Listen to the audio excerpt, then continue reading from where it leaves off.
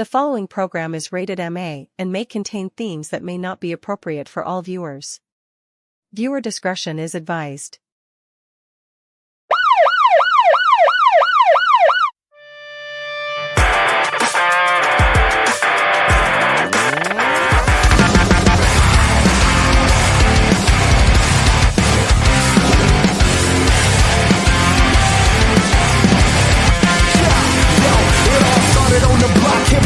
Trendsetters, the school of hard knocks and that attitude ever. Yeah, I just wanted to be one of the best. Holding the mic as I'm yelling out D-Generation X. I will remember it. I'll never forget it. We come a pretty long way. There's so much I can say. It's never really gone away.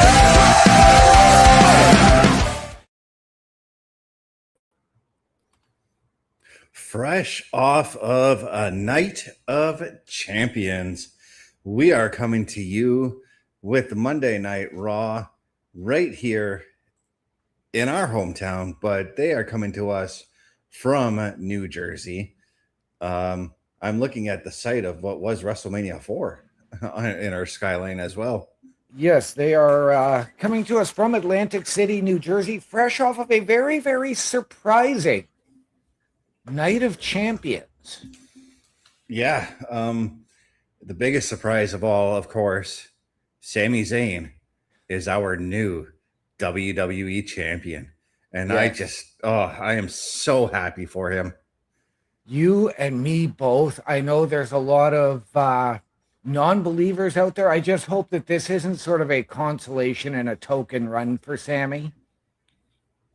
Token run or not, he can now add World WWE Champion to his resume. Yes, and as we just saw, Io Sky captured the Queen of the Ring and then immediately laid her challenge out to Liv Morgan for the championship at SummerSlam. Yeah, also Obafemi winning the King of the Ring. Trick Williams retaining her championship. And surprisingly, another surprise too was Tiffy retaining her title. I was not surprised by that at all. I called that one. But one of the most brutal steel cage matches we have seen in a long time between Seth and Braun Breaker. Yeah, I remember during the PLE patrol when I saw how bloodied up Braun Breaker's face got. I got pretty concerned for him. Yes.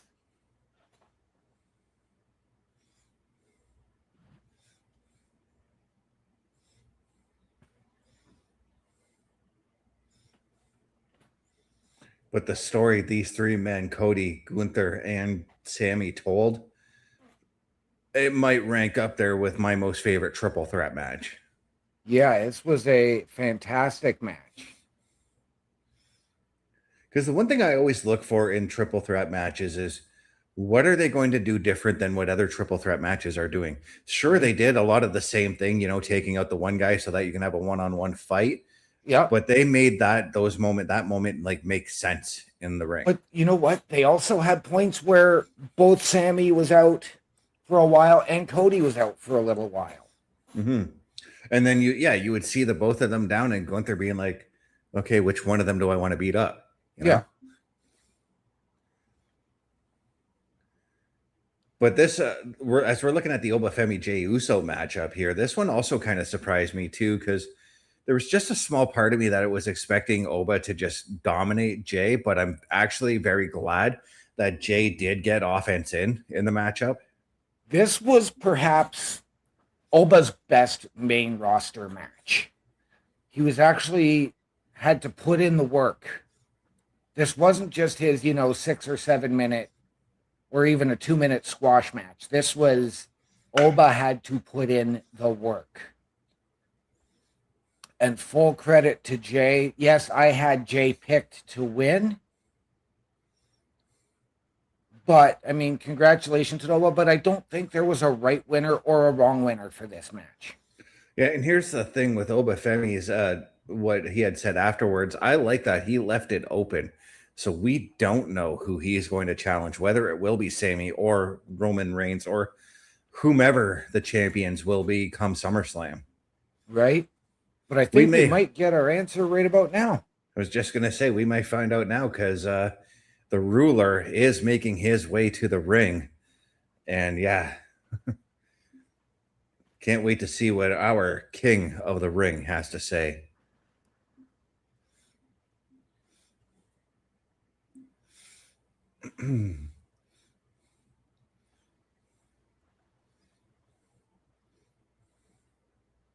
You know, I'm also kind of glad that he's coming out with the crown and all that, because I don't think we've seen that since this new iteration of the King and Queen of the Ring has started.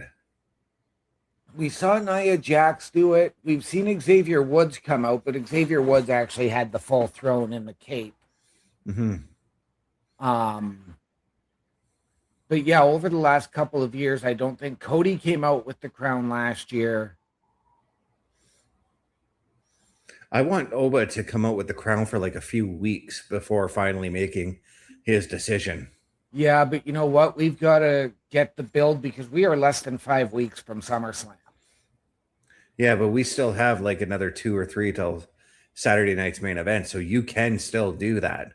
You can still build the T. Is it going to be Roman? Is it going to be Sami Zayn?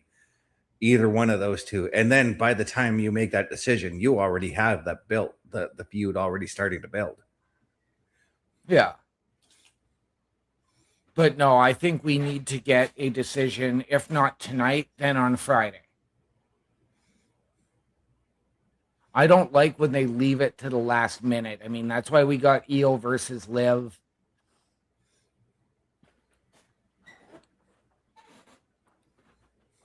But I also wonder for Obafemi where Brock Lesnar fits into all of this. I don't think he fits in at all with Oba now. I think you go to Gunther and Brock at SummerSlam because you can leave part 3 for those two to next year's WrestleMania. Yeah, but I'd rather get part 3 at SummerSlam and have that be the finality to it.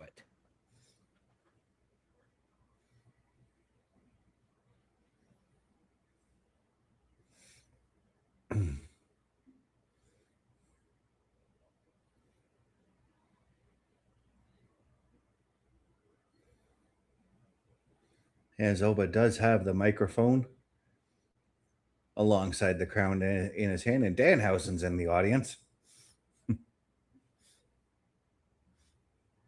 Oba really milking the adulation from the crowd here again tonight. Says that's good, that's fine.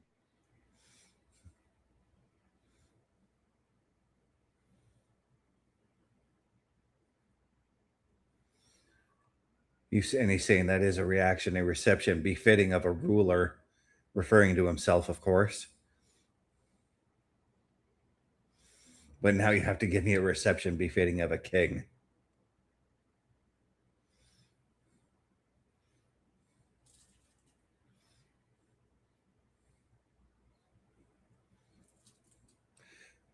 Basically, he's doing that I can't hear you type of thing when he wants the crowd to chant louder.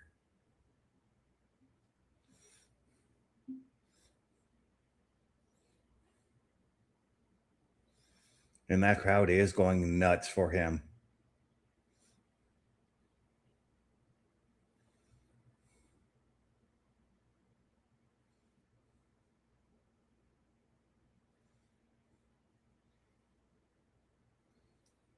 He says he told Jey Uso that destiny was on his side, that he didn't believe until he stepped into the ring with Oba. Now he's a believer. Saying now that destiny has played out, she's not finished with me. She's still kind to me. Oh, he's saying a choice has been made. And Brock Lesnar is coming out.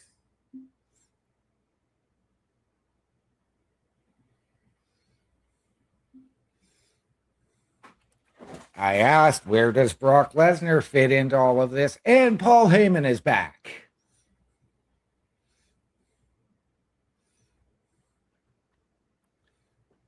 Do we go to this match at Saturday night's main event, or do you drag it out to SummerSlam?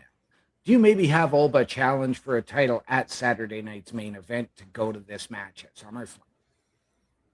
Or does Brock challenge for the title at Saturday night's main event? I think there's more money in Brock challenging Roman at Saturday night's main event, being that it is in Madison Square Garden. You want a money main event for that show. You do.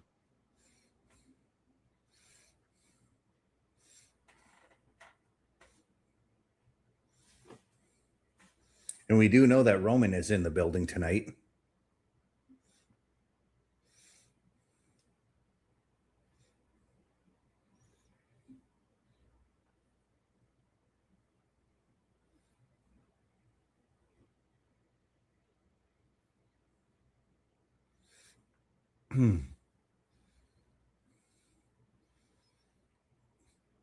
Oh, but just staring a hole through the beast incarnate.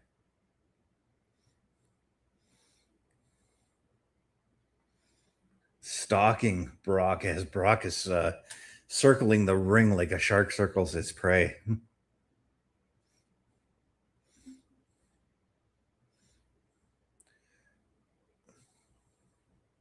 Oh, I just noticed they are actually in the venue that WrestleMania 4 and 5 were at.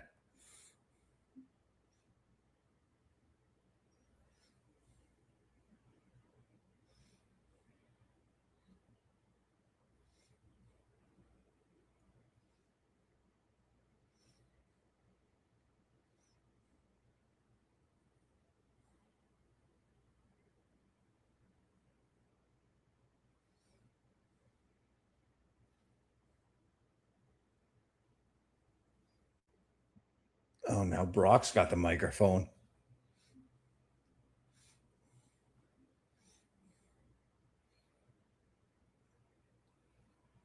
Just nothing but grins on Obafemi. Or at Obafemi, I mean.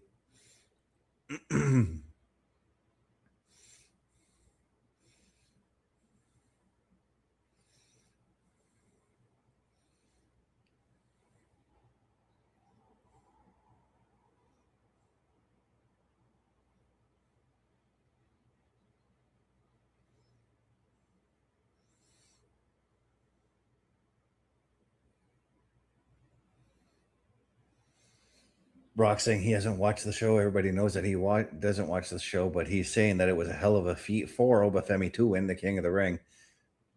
Brock Lesnar pointing out that at one time, a long time ago, he won the King of the Ring.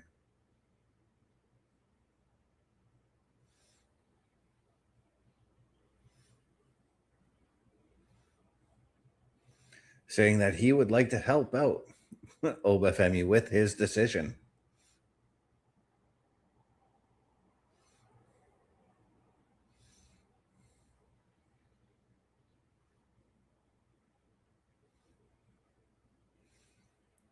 Referring to the time when Obafemi called him a coward some time ago.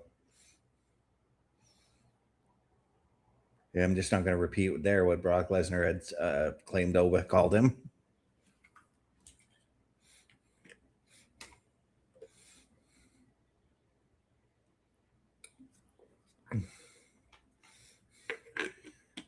Breaking a little bit of the fourth wall there, saying he does a great promo, which Obafemi or Brock Lesnar admits he really wasn't good at.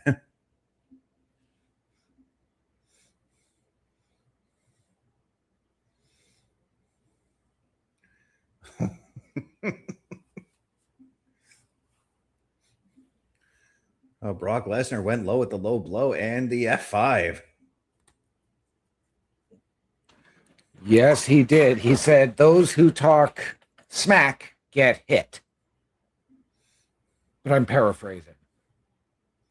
No, you're changing up the words. That's not paraphrasing. But yeah, Brock Lesnar laying his claim onto Obafemi, but I'm wondering if this, maybe it's not a build to SummerSlam, but what if it's Obafemi gets a shot, wins the title, Brock demands the first title match or something along those lines. There's potential for that too.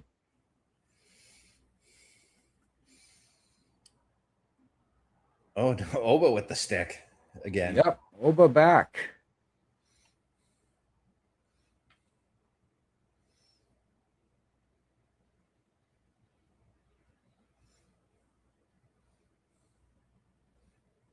Saying this is exactly what you always do. You show up, you F5, and you leave. And you said I called you names. Saying,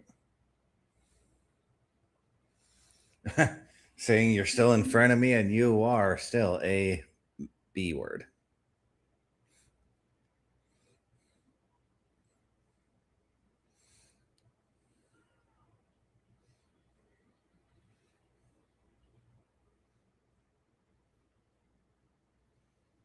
Oh, he's calling out Brock Lesnar for SummerSlam. Could it be that that whole 2-night thing that we suggested, where on night 1 it's him and Brock, and night 2 it's him for the title?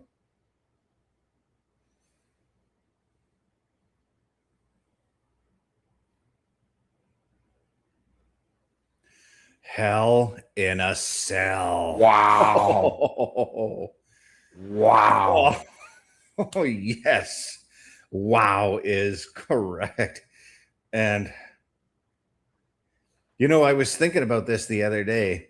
It's been a minute since we've seen a Hell in a Cell match. Yep. The last one I think we did see was it Drew and Punk, I think, I believe in so. the cell? Wow. So Oba choosing Brock for SummerSlam. Does he go after a different champion further down the road then? No, I think it's what I said. It's because SummerSlam's a 2-night thing. You have the Hell in a Cell match on one night. Oba steps in and challenges the next night. See, and I don't agree with that. I think that it should be one night and then Oba's done for the weekend. Oh, we got a Joe Hendry concert tonight. LA Knight goes one-on-one with Jimmy Uso again. Oh.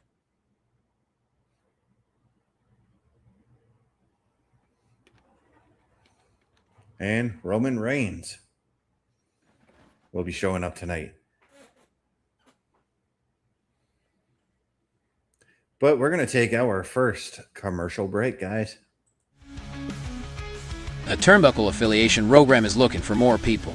If you have passion level for pro wrestling, sports, videos games, or something else, then Turnbuckle Studios is the place to be.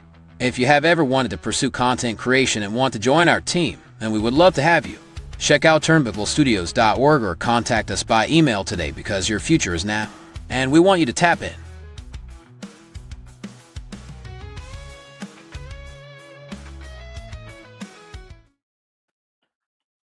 And ladies and gentlemen, turnbucklestudios.org is your home for the Turnbuckle Affiliation Program, and we want your help. So if you have ever wanted your break in podcasting, content creation, or to help us out behind the scenes, hit the join button. Send us your credentials via email. Tell us how you can help us, how we can help you. We will sit down as a collective and find the right fit. All of that and so much more at turnbucklestudios.org.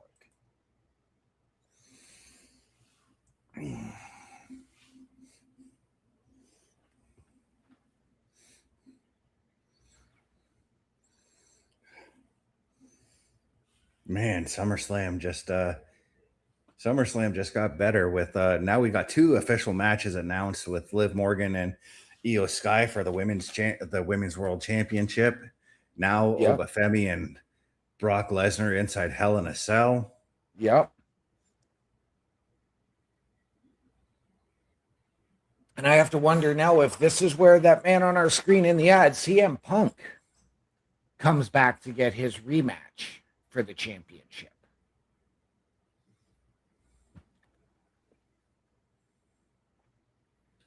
I'm gonna say no because I still think you're gonna do the one night night one will be Hell in a Cell, night two will be the championship match, I don't think we're going that route. Or it could be night one Oba challenges for the title, and then night two is Hell in a Cell. But then they'd have to up the stakes for the Hell in a Cell too quickly, and I'd rather build a story because I'd rather go and then see it as a title versus career. You have to build the story and the reason. The Hell in a Cell is enough on its own as it is. Exactly. You don't have to put the title up on that one. Well, if Oba wins the title, you don't have to defend it the second night. But then you don't have Oba win it on night one. If you're going to have him win it night one, it's going against Brock. It's got to be for the title. But you have Brock put his career on the line in his home state.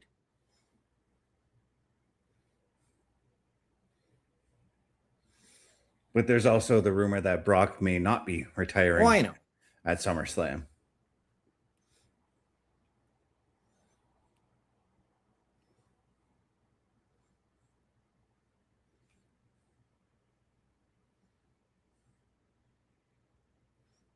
Plus, who's to say Brock's even done here tonight? True. What if, when Roman Reigns shows up, we see Brock attack him, and then that's where we go to Saturday night's main event, Brock and Roman for the title. Brock wins the belt. Then that Hell in a Cell match becomes Oba's challenge. Potential.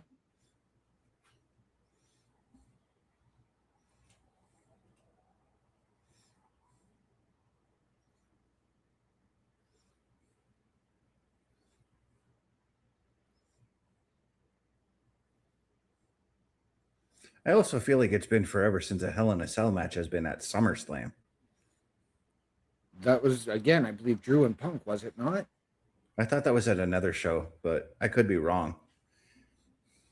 Because, yes, they got rid of the Hell in a Cell PLE, and I know they said that it was going to be used to settle blood feuds. I don't see this as really truly being a blood feud unless you are going to put something on the line.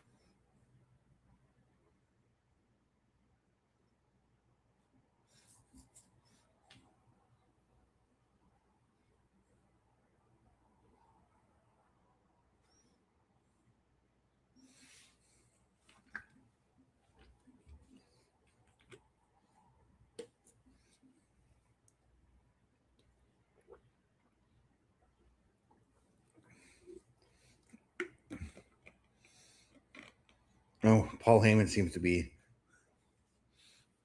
Oh, look at that. Austin Theory asking about Paul Heyman.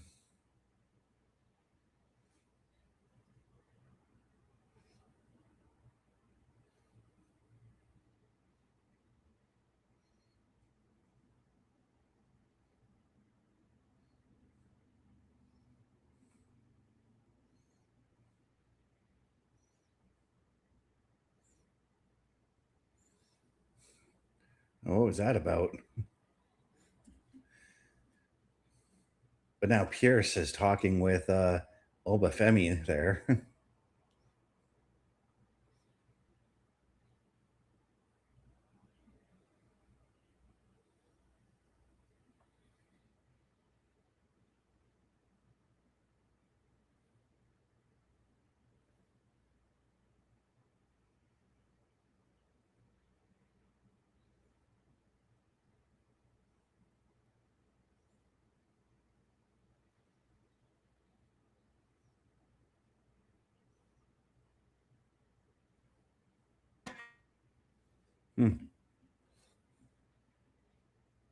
Oba saying the titles aren't going anywhere. I'll take that when I'm ready and when I want to. This is going to happen. This has to end. Yeah.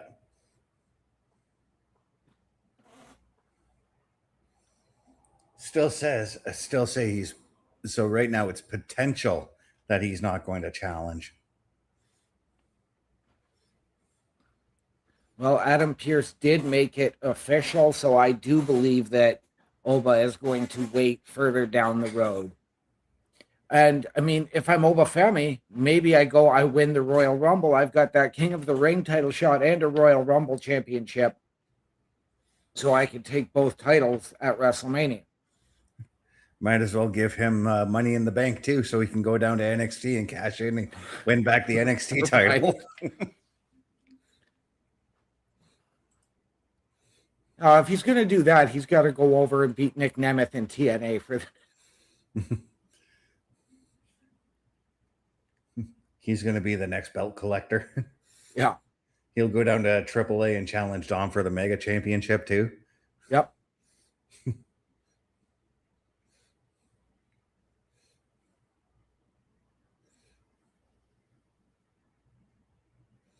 As we are now going to get Rey Mysterio versus Ethan Page.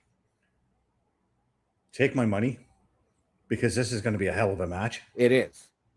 And there is no Dragon Lee with Rey. There is no Rusev with Ethan Page. Yet. Yeah, that's the key word. That's the operative word there. That's because we know that the relationship between Ethan Page and Rusev and what that's like, and how Rusev has been known to jump in on Ethan Page's situations. And as you can see, Rey is totally not having it with Ethan Page by throwing his shirt at him like that.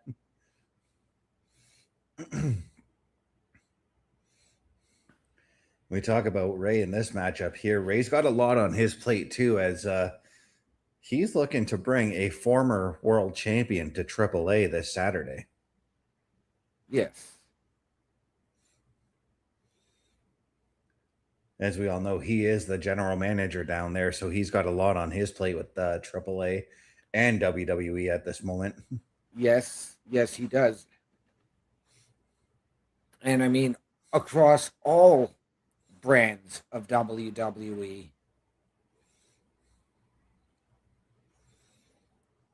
Well, I got to think that tomorrow he's going to have his eyes on NXT tomorrow, as there is going to be AAA matches on NXT tomorrow. Yes, there is. As the NXT Tag Team Championships will be defended against Dr. Wagner and somebody else from AAA. And Vikingo will be defending the AAA Latin American Championship. Yep. But right now, he's got to worry about Ethan Page.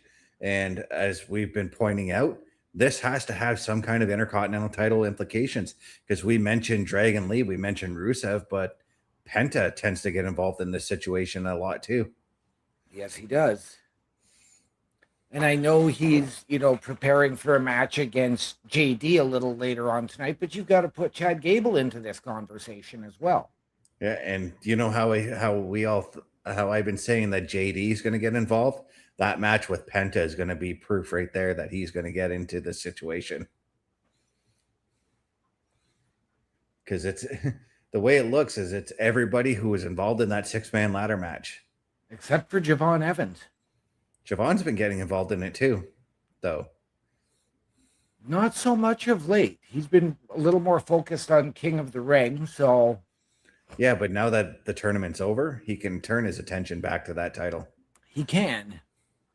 But I wonder if it's maybe time for Javon to focus on growing himself a little bit more and taking the Vision up on their demand of him a few weeks ago.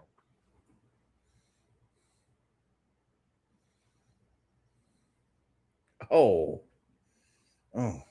Beautiful top rope backbreaker from Ethan Page, spilling Rey Mysterio to the outside. And that was his tailbone that hit too. And I know a thing or two about tailbone injuries. I broke my tailbone when I was 7 years old. That was not fun. No. But I will tell you what is fun. Going shopping. Shopping is a lot of fun. I highly recommend you check out our shop, guys.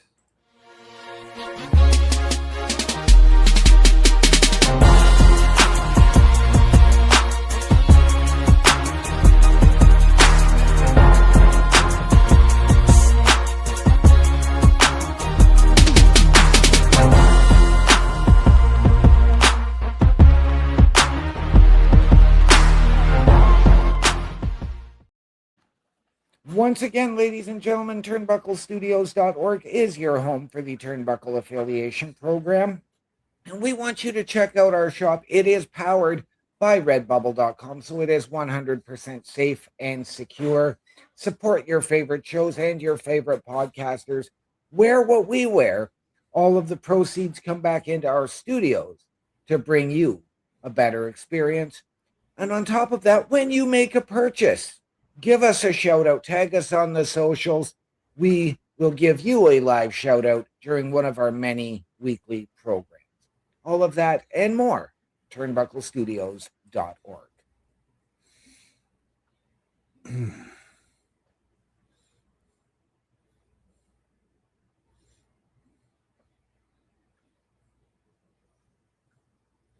As I'm taking a look at Charlotte on our "We'll Be Right Back" screen, I was actually quite surprised to see her back. I kind of would have liked to have been out maybe another week, and I know that she didn't do much physicality on Saturday, Right. but I get where we're going because it seems clear that with that situation, we're going to Jade and Charlotte at SummerSlam. Now, I've got to ask, with this situation, we know that Rhea Ripley is banged up. She is injured. But what does that put Tiffany Stratton in the middle of that 6-woman to take on Jade, B-Fab, and Michin? Do we go to that 6-woman tag at Saturday night's main event? I have to think that you do, because it was Chelsea Green, Charlotte, and Tiffany who made the stop. Who made the stop for B-Fab and Michin, leading to Tiffy's win. I think you have to. But again, in that situation, where does Alexa Bliss sit? Exactly. Because now it's a 4, because it becomes a 4-on-3 situation, and that's where I would think Charlotte, Jade, B-Fab, and Michin would have to look for somebody else to help them out. As right now, we are back to action with Rey Mysterio and Ethan Page, and these guys have been just putting on a clinic for us here. I love these drone shots of the action.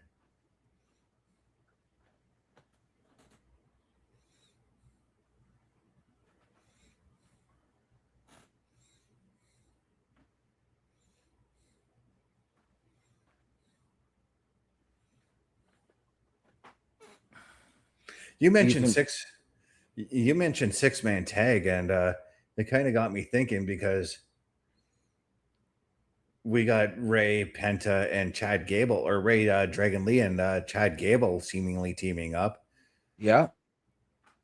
What if, and just hear me out here, and I'm just going to spitball this one. What if it's Rusev, Ethan Page, and we'll say JD McDonough on the other side in a 6-man? Okay. And I'm saying that because I've been saying that JD is getting back into the Intercontinental title picture, and that's what it seems to be tonight, you know? Yeah. I mean, we are going to get Chad Gable versus JD, but I'm wondering if you go to Dom in that spot with Rusev and Ethan Page over JD because of what he demanded from Chad Gable, saying, you owe me a big apology because I'm the king of the luchadors. And Dom is the guy that sent Chad to Mexico, where he became El Grande Americano. Mm-hmm.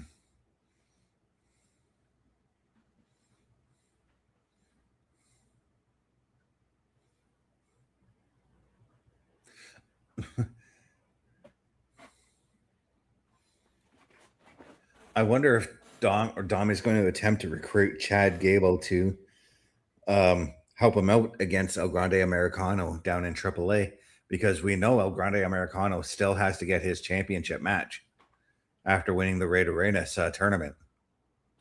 We do. I don't think so, though. I think that now that Chad is on this apology tour, as you like to refer to it, I don't think we go that route.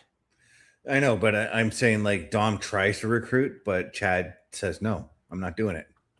Yeah, I think that's really a pointless way to go unless you're going to have Chad say yes and then turn on Dom.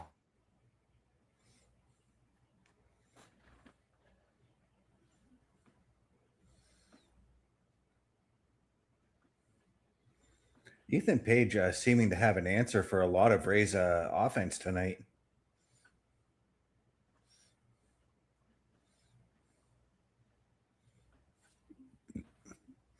But I keep looking around ringside. I keep looking, excuse me. I keep looking for Rusev. I keep looking for Dragon Lee or anybody else to get involved in this situation. Right?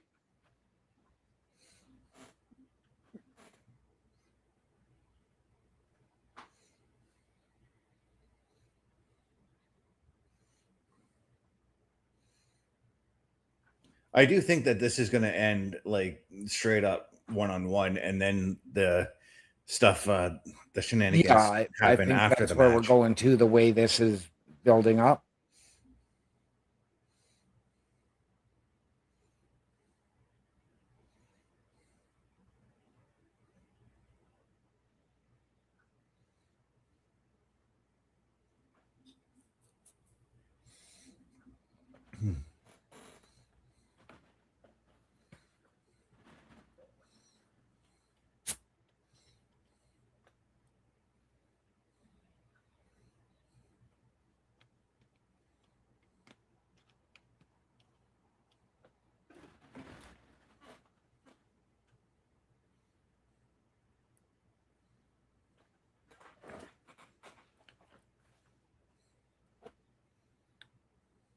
What a Oh.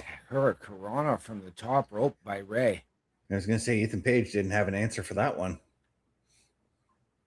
And then the drop toe hold, 619. No. You got to do it the way Taz used to say it. Wine me, dine me, 619 me. And the win. You and Taz can 619 each other. All right, Taz, give me a call. Taz is one dude I would love to have on any one of our shows. Oh, he'd be awesome.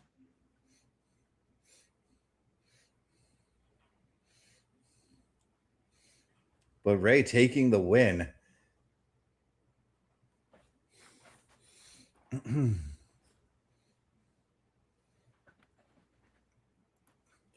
Yeah, that's right. Rey Mysterio, AAA Hall of Famer, WWE Hall of Famer. He's just an all-around Hall of Famer. And yes, he is. That was a hard-earned win, though, because like I said, in that match, Ethan Page seemed to have had an answer for all of Ray's offense, and it took a minute for Ray to actually like get some offense in that meant something. Yep. No attack from the outside, but speaking of JD and Dom. Yeah, they're in Danhausen's science lab.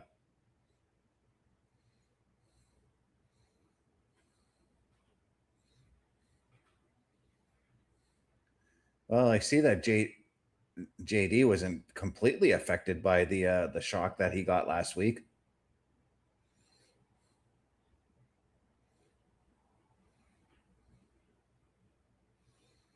Danhausen receiving a gift from the Knicks, and Dom and JD are trying to steal it by the looks of it.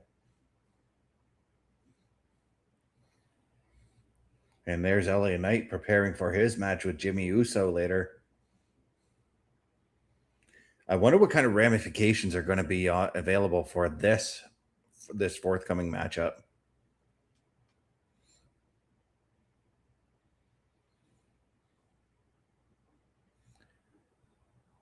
Those are some really good words, OMD. I agree. It is going to be interesting because we heard what Solo said, and is Solo going to make his presence felt again in this match after what he said on Friday night about hating the bloodline when LA Knight called him out to question him? Yeah, and the other thing too is we know that Solo is a solo man now. Yes, he is. Or, and I'm going to say this, was that a ploy to lure somebody like LA Knight into believing that Solo is a solo man? Oh, it absolutely could have been. Mm-hmm. But I think that with the fact that the MFTs told him straight up that they are out, I think the MFTs are going their own way. But I think from what we've seen with them, they're building something else with others over on SmackDown. Yeah. Now the MFTs may be out, but we want you. in. Take a look. A Turnbuckle affiliation program is looking for more people. If you have passion level for pro wrestling, sports, video games, or something else, then Turnbuckle Studios is the place to be. If you have ever wanted to pursue content creation and want to join our team, then we would love to have you. Check out turnbucklestudios.org or contact us by email today because your future is now, and we want you to tap in.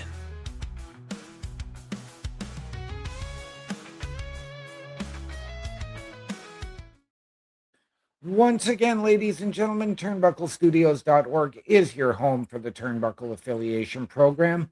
And if you have ever wanted your break in podcasting, content creation, or to help us out behind the scenes, hit the join button, send us your credentials, tell us how you can help us, how we can help you, and we will sit down as a collective and find the right fit. All of that and more at turnbucklestudios.org.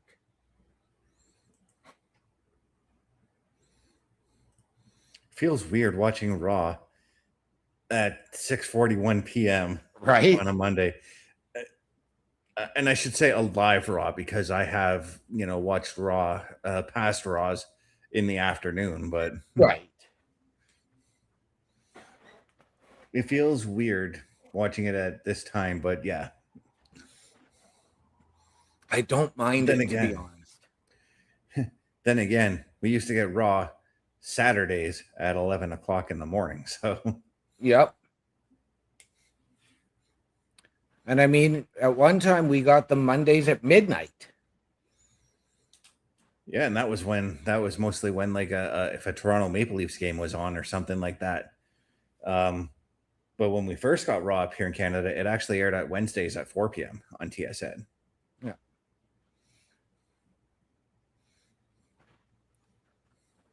I remember the first Raw I watched on TSN. The main event was Bret Hart versus Jim Neidhart. Oh, geez. That was back in '94. That was just before the cage match, actually, Wow. between Bret and Owen.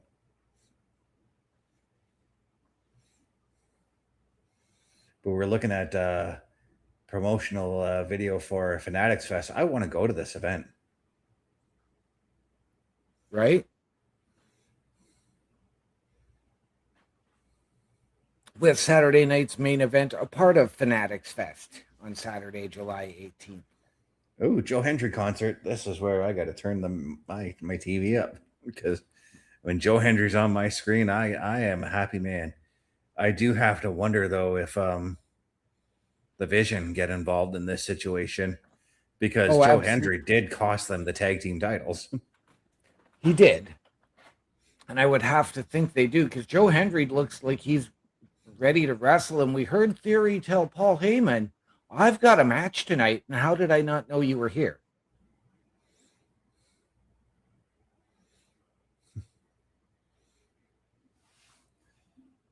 Yeah, we did see Joe Hendry posing with the tag team champions in the Street Profits earlier tonight. Yes, he did. So we talked 6-man tag matches. I think it's possible that we do see a 6-man tag somewhere down the road. Street Profits are making their way to the ring right now.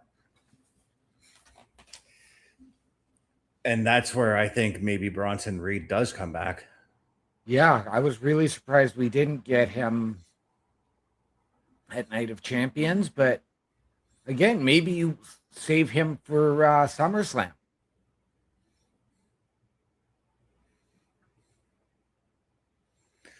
When it comes to Joe Hendry, I'm ready for him to be on a PLE. I am. And not just the Royal Rumble, because I know that was basically his main roster PLE debut. Right. I say basically because the 2 times he did appear in the Royal Rumble, he was, or the 1 time he did, he was a TNA wrestler. Yes, he was. But he did also accept Randy Orton's open challenge as a member of the TNA roster at WrestleMania. Yep.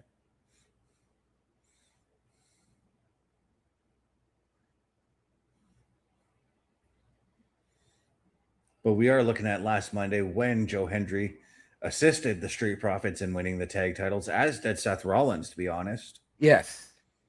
But the reason I say 6-man tag is it seems like Seth may be done with the Vision for now. for now.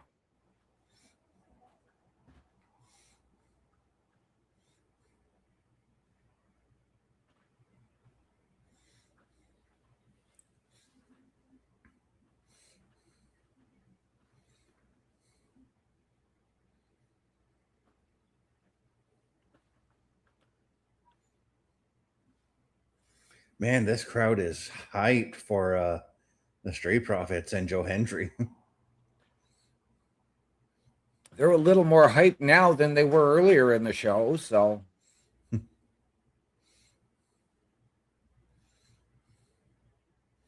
Well, I mean, the Street Profits and Joe Hendry got that kind of pull, you know? They do.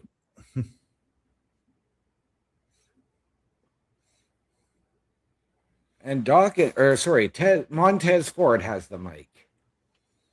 No, all three of them have a mic.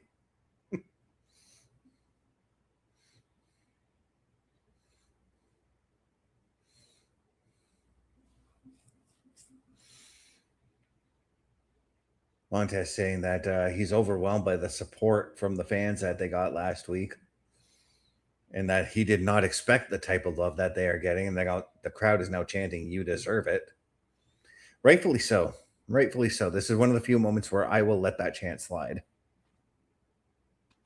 Yeah. Now, it's funny because when I read earlier, it said that they were now 5-time tag team champions, and I only remember once or twice. I don't remember 5 times. Well, they had a couple of NXT tag title runs as well. Yeah, but typically the main roster doesn't count those tag team championships. They don't count the NXT titles.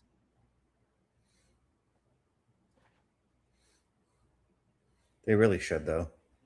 They really should. I mean, they have mentioned, like, when Joe Hendry came up, they called him a former TNA champion, a former NXT champion.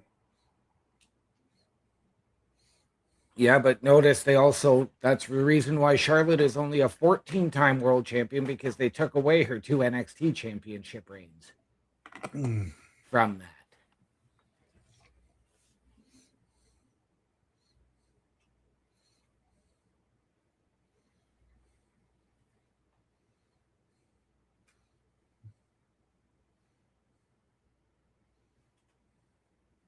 And now the crowd is singing Seth Rollins' theme song because, well, they had to mention Seth Rollins and how he had a hand in helping them win the tag titles.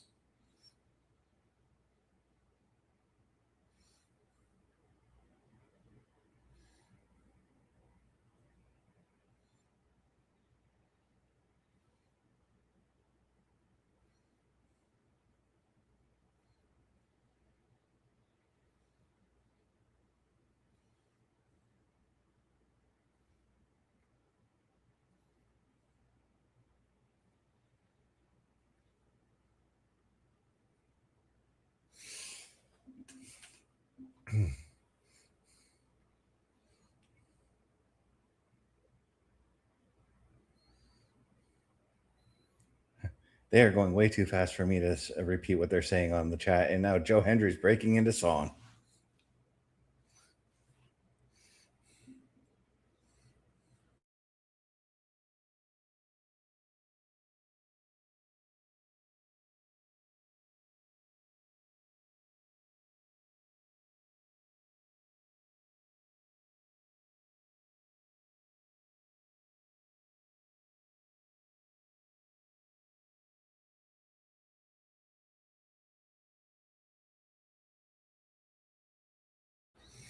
It already sounds like he's breaking into Paul, can we fire Logan Paul? He is not yet.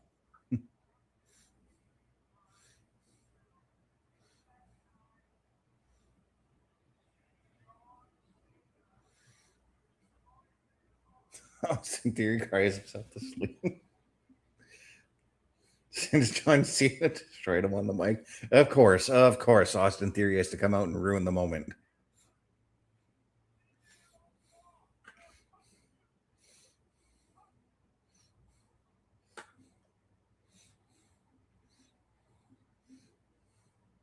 And Theory coming out to his own music. his own Tron, but no vision other than what's on his name bar on the screen.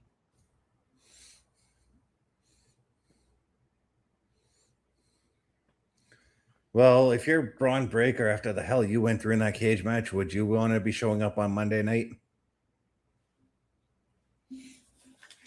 Well, no, could have been there. Logan Paul could be there for him.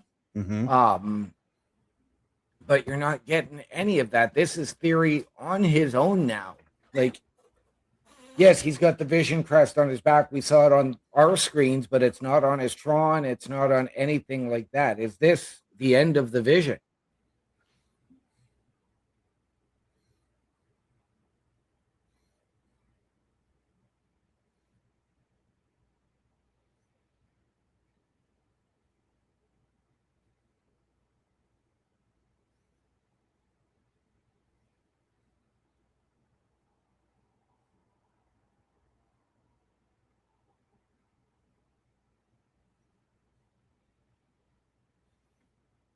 Yeah, and to Joe Hendry's credit there, where he said John Cena destroyed him on the mic, Austin Theory did destroy John Cena at WrestleMania afterwards.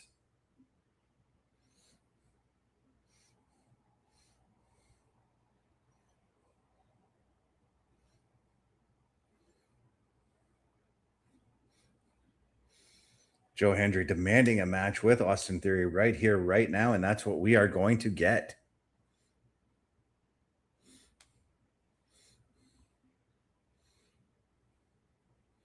Yes, we are. So it is time for Austin Theory and Logan Paul right off the bat. Here. Logan I Paul. like this. Or that Austin Theory meant Joe Hendry. Yeah. Sorry, Logan Paul's just so much more talented. No, but well, we're going to take a commercial break so that OMD can think about what he just said. I meant exactly what I said. Turnbuckle Studios and the Turnbuckle Affiliation Program bring you the week of streams. All times are in Eastern Time. Monday night, we are on call as the Raw Patrol is on duty at 8 p.m. Tuesday brings you the flagship show, Turnbuckle Talk, at 8:05 p.m. Wednesday, we play games with the PlayStation Showcase at 8 p.m. Thursdays, let us power your dreams with the Xbox Showcase at 9 p.m. Friday, we invite you to come for a ride with the SmackDown Security Detail at 8 p.m. The weekend brings you Saturday Night Gaming at 8 p.m. On Sunday, be sure to catch the Chris Parrish podcast at 12:15 p.m. And later in the day, the Locker Room presents Wrestling Recap delivers at 7 p.m. Always be aware that weekend shows can vary in times, as the PLE Patrol and other watch party streams are always a must-see. Be part of the shows and join the chat every day and watch all of the latest episodes on turnbucklestudios.org/shows. And please do not forget to drop a like, follow, and to subscribe to all of our channels, and when the time is right, all you have to do is tap in.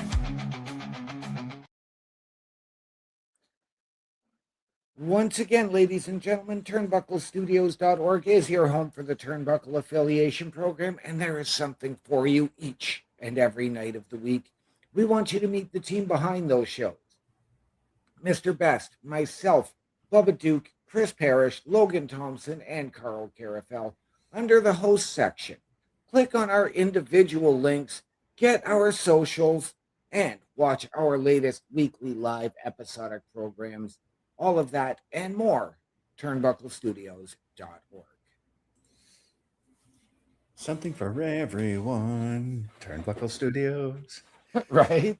And yeah, I did sing it in the jingle of the old Cambria Mall theme. For those who don't know, the Cambria Mall is a local shopping center here that at one time was one of the more popular stops, but in recent years, there's really not a lot to do there. No, there is not. Still one of my favorite places to shop, though.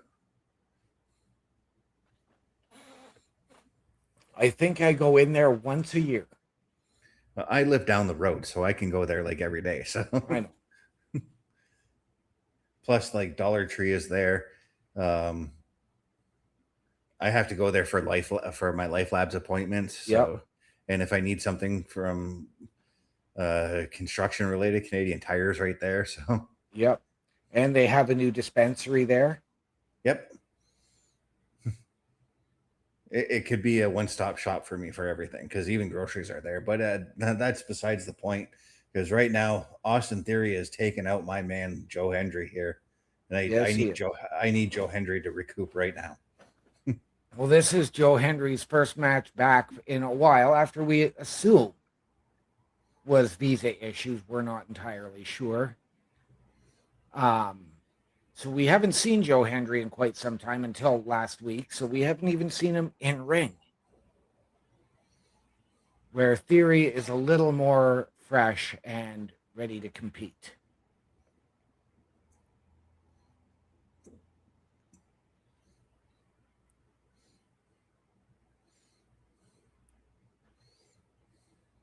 You know what I like about Joe Hendry being on the main roster right about now is he's slowly climbing up that ladder on the main roster. Yes. His matches don't feel high profile, but Yeah. his matches are, I'm not sure if I'm wording this right, but his matches are high profile, but in some cases don't feel high profile. I think that's what I'm getting at. The upper mid card. Mm-hmm. And they're really solidifying yeah. him as well as his opposition. Yeah, he's wrestling wrestlers who are on that cusp, who, like, if you saw that Austin Theory was going to challenge for, we'll say Austin Theory was going to challenge Sami Zayn for the WWE title. Yeah, it'd be believable. I would say Roman Reigns, but that's not believable. No. Joe Hendry, on the other hand, though, if he were to step up against Roman Reigns, that could be believable. It could be.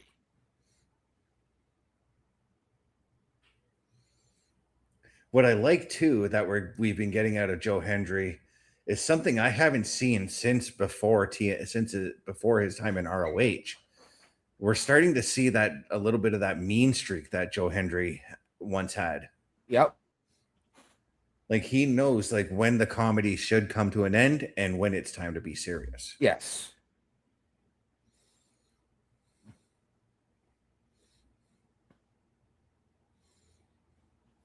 And I'm honestly surprised that the Street Profits aren't hanging around outside with Joe Hendry. But at the same time, I don't think we really need them out there. We don't, because, I mean, there's no vision to get involved.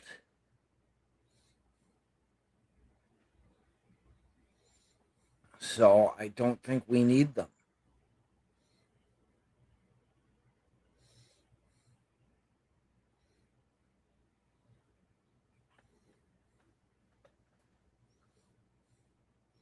But one person I could see getting involved in this one, and I know I said I think he's done with the vision for now, but if you really want to boost Austin Theory some more, maybe this is where you bring in Seth Rollins and you put them in a feud. You could. I mean, they do have history. I mean, let's not forget when Seth first was debuting, the visionary, the revolutionary, the Messiah of drip gimmick. Yeah.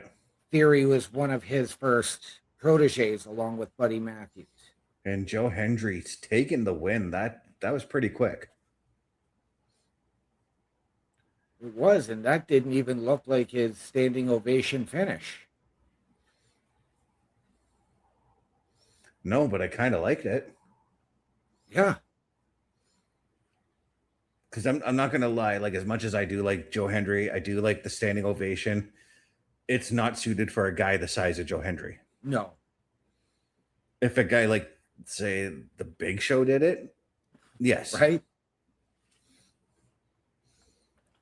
Or Obafemi. Obafemi's tall enough to do it. To me, it's a big guy move. Yeah. Raquel Rodriguez talking to Adam Pearce.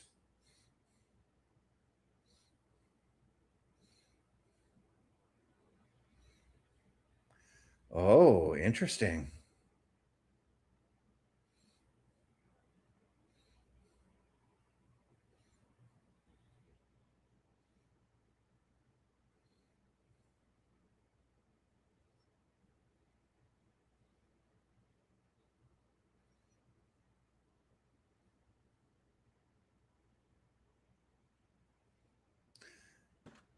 So Raquel versus Maxine tonight to determine who's going to challenge for the Intercontinental Championship. Yeah,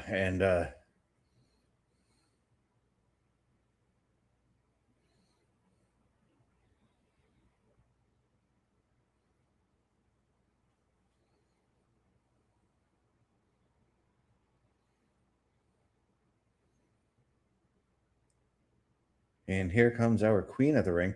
But just based off what I've seen Liv Morgan say there, I think that this segment could have been done before the Dom and JD stuff, because Liv had said our boys will take care of him.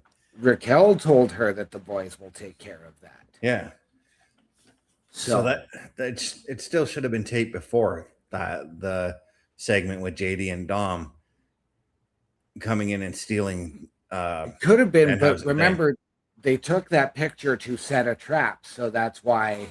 Because they said they were going to make Danhausen come to them, so I understand the sequencing.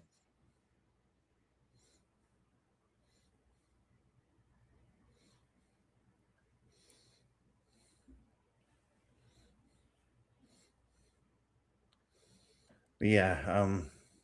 But Raquel also telling Liv not to worry about Io because she's got her back, leaving Roxanne out there looking, because how is Raquel doing everything and Roxanne is left on her own?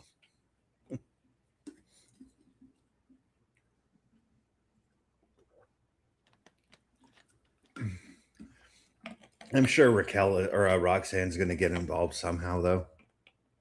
Oh, me too.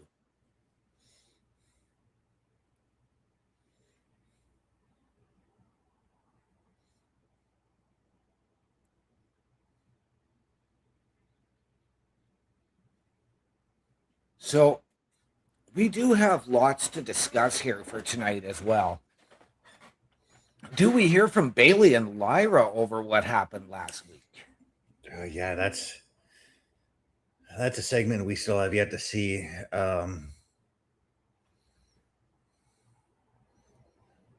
I'm still wondering if this is going to be a flipped characters kind of thing with Lyra coming up and apologizing to Bailey and all that now, and maybe they both find a way to channel their angers and as a tag team.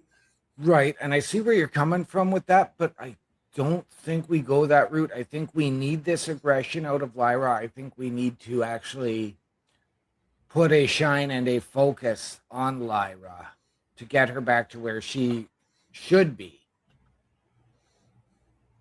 And whether she's challenging Sol Ruka or whomever else for the Intercontinental Championship or more. And I could see it now, Lyra winning Money in the Bank to really make that push.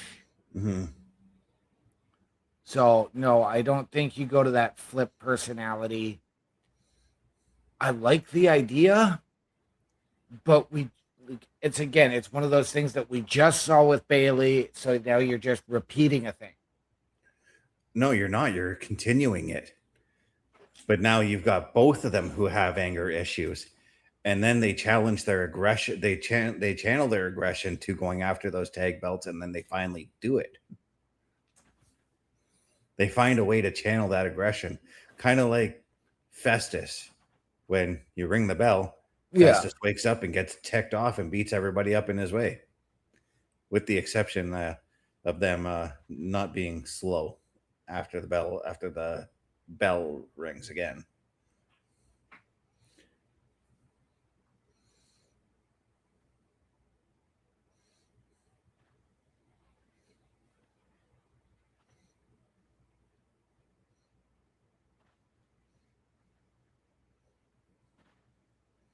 See, it's things like this as we're watching this Boys and Girls Club video package here that makes me just think, if they ever flip Austin Theory to a babyface, he could very easily be a mega babyface. Oh, absolutely, he could. Because he's into doing all that kind of stuff. Like he's a natural babyface. If you've ever Yes. heard like the way he talks out of off character, I should say. But again, and this is something I've kind of realized as well, it's always those guys who are considered the nice guys that play the best heels. Yep. Ray Traylor, big boss man, Vader, Bam Bam Bigelow. Yeah. See, I have not heard good things about Vader as a person outside of the ring. Vader was a total sweetheart from a lot of the wrestlers I've talked to about him. Miz. Yeah. I mean, I know a guy you've seen and met, Carlito. I didn't meet Carlito. Oh, no? No. I wish I did. EC3. He was a total awesome dude when I met him. Oh, yeah. Eric Rowan, who I had the pleasure of meeting. Yep. I actually cannot wait for this matchup here. Right? Oh, I am loving that graphic behind them, though, with the Viking helmet. I mean, they are going to be in the home of the Minnesota Vikings. Yeah. And I think that's where it would make sense. This is, and I'm going to go to SmackDown here just for a brief second with that whole the Viking Raiders challenging Damian Priest and R-Truth. Yep. I would be okay with that tag title match taking place at SummerSlam. So would I, and I know it's a title for title.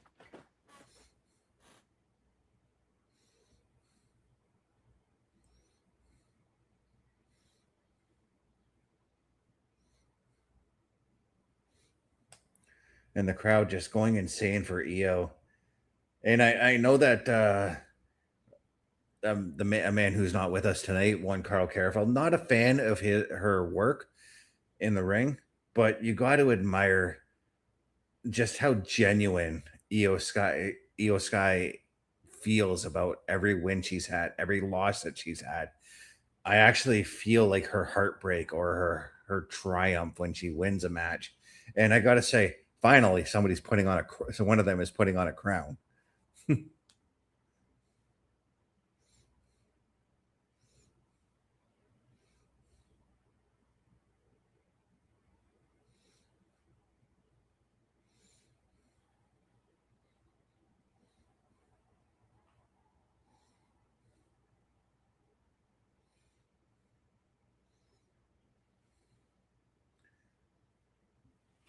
And then, yeah, talking about how she's going to be challenging Liv Morgan. And now Liv Morgan is coming to the ring right now.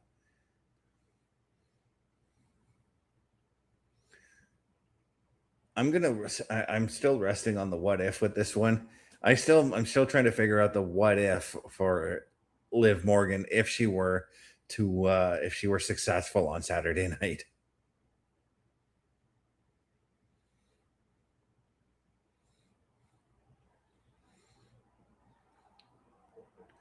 No response.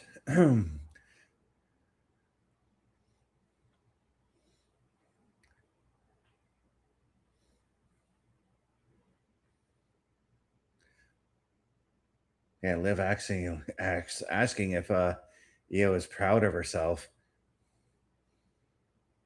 And yeah, she did beat you fair and square, Liv, and make it sick all you want. Io Sky's got that crown.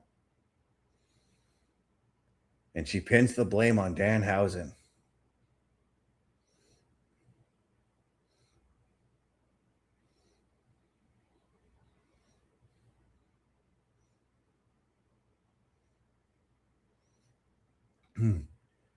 Liv saying now Io's ticked her off and she doesn't respect her.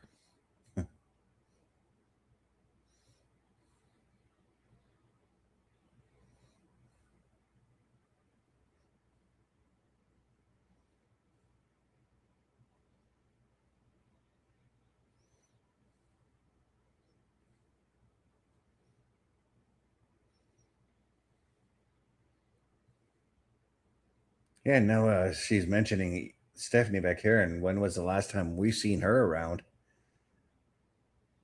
That kind of that always to me sounds like it's a hint that Stephanie could very well be on her way back sooner than later.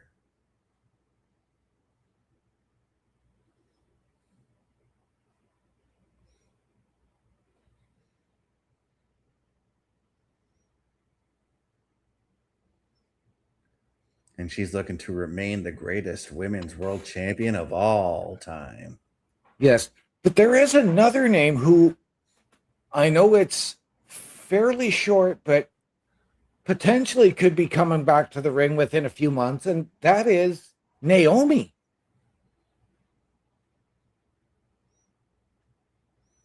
Well, Io's got herself in a 3-on-1 situation right now, so And how much do you want to bet that this is where we see Stephanie Vicaire?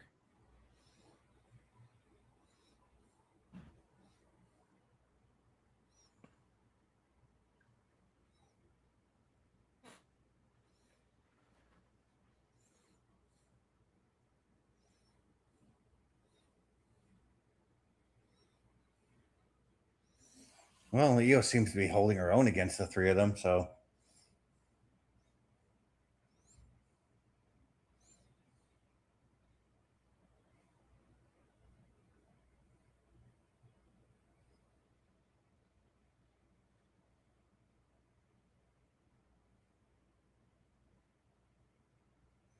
well, maybe not so much anymore. She's now stuck in a tree of woe.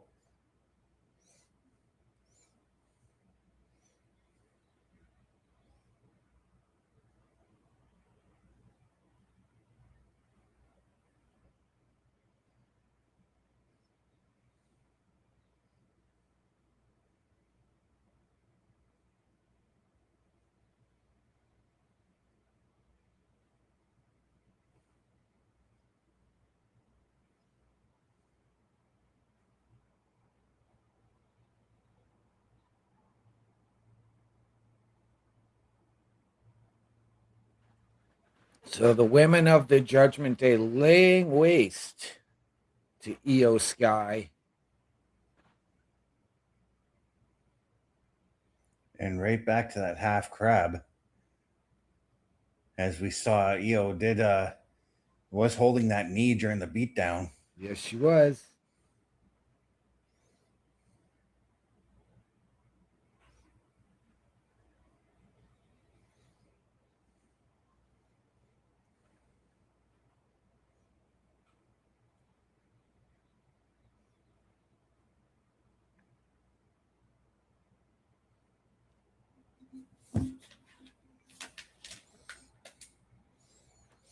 And of course, Liv Morgan standing tall above Io Sky, raising the title high above her head.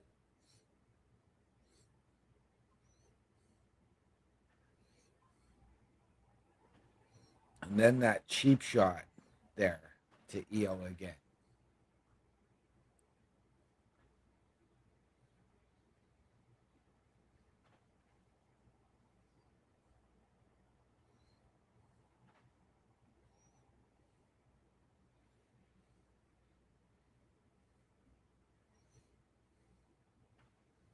Oh, and Liv Morgan will be at Zuffa Boxing.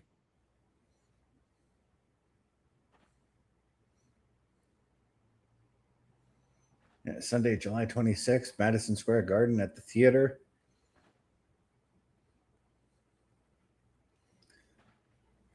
Again, I would say that I would check that out, but the thing that bugs me about boxing matches or boxing shows is the 20 to 30 minute wait in between fights. Yeah.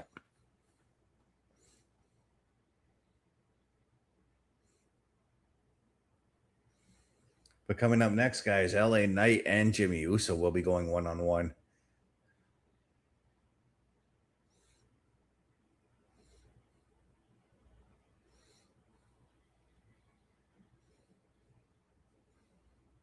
And I got to think that this is more LA Knight not really liking that end and maybe throwing Jimmy another bone to have this match, you know? Yeah. Well, I'm going to be fair with you because This was not the match I had heard teased. It was actually the match I had heard teased was LA Knight versus Jay for tonight.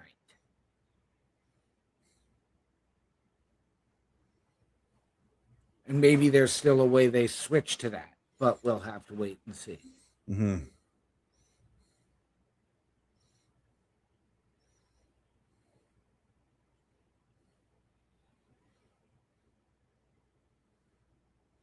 And we still have Roman to come out, and that's obviously going to be our main event moment of the night. Yeah.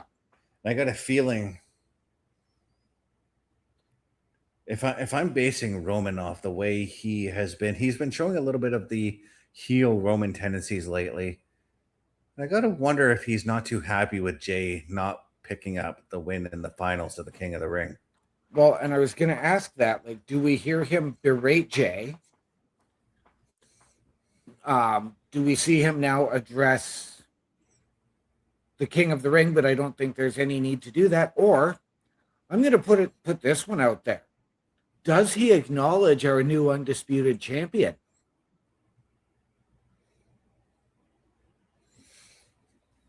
Yeah, that's the other possibility. And I mean, the other thing that I don't think we maybe are done with, or maybe not, Brock Lesnar.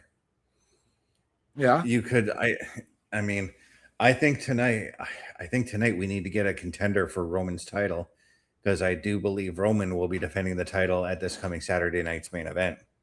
Oh, see, I don't think he'll be doing it at Saturday night's main event. And I think if you're going to look for that contender in this situation, I think you go Seth Rollins. Well, regardless of who it is, they may need some help to defeat Roman, just like we need help around here. Take a look. A Turnbuckle affiliation program is looking for more people. If you have passion level for pro wrestling, sports, videos, games, or something else, then Turnbuckle Studios is the place to be. If you have ever wanted to pursue content creation and want to join our team, then we would love to have you. Check out turnbucklestudios.org or contact us by email today, because your future is now, and we want you to tap in.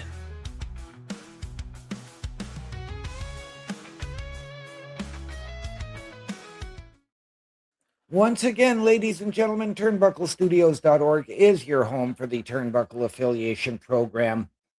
And if you have ever wanted your break-in podcasting, content creation, a potential collaboration, or to help us out behind the scenes, hit the join button. Send us your creds. Tell us how you can help us, how we can help you. We can sit down as a collective and find the right fit. All of that and so much more at turnbucklestudios.org.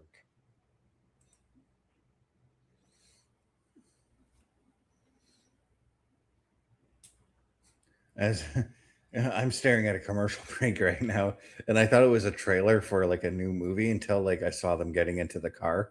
Oh, and I'm like, okay. oh, it's a Hyundai commercial. Oh, see, I've actually got the superstars that they're just flashing up on the screen. Yeah, I'm there now.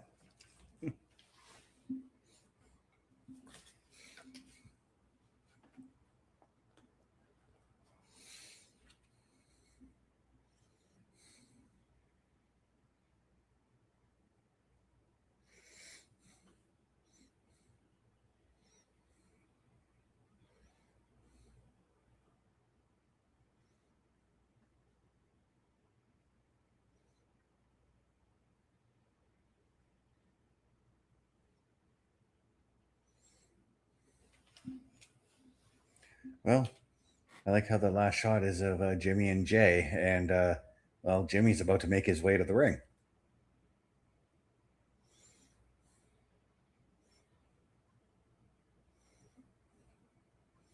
Priority Pass tickets are on sale right now for Money in the Bank in New Orleans. Yep. But, I mean, again, now, too, we discussed it. Is this where we potentially could get the return?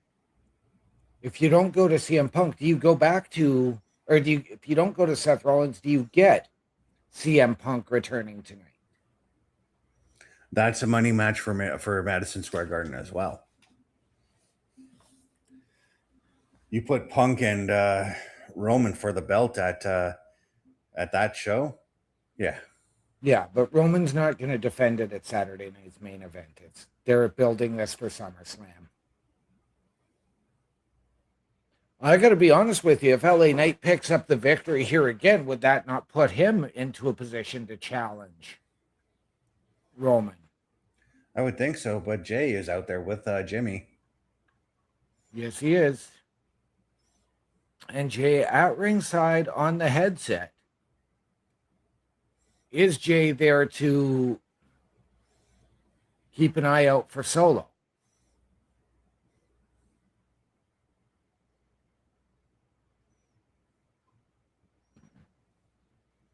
LA Knight taking exception to Jay being at ringside, though.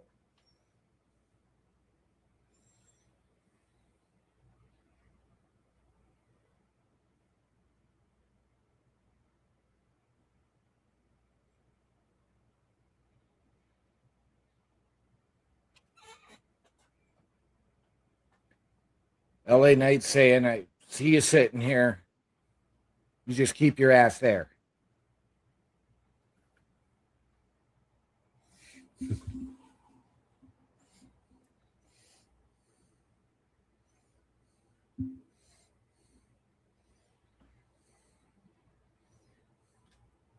I always like these collar and elbow tie-ups that lead to them struggling all around the ring before the referee has to step in and separate the situation.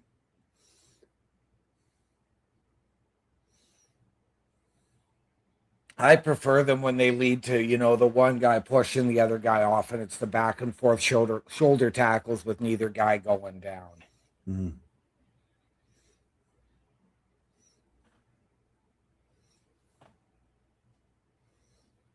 Yeah, but in a situation like that, I don't think that works for LA Knight and Jimmy. That's more like Ultimate Warrior and Hulk Hogan, Yeah, it's the big guy thing, but still, like, I don't like it when they're getting backed up. It's the same thing. I'm getting tired of when the heel Punk constantly ducks into the corner to back the baby face off.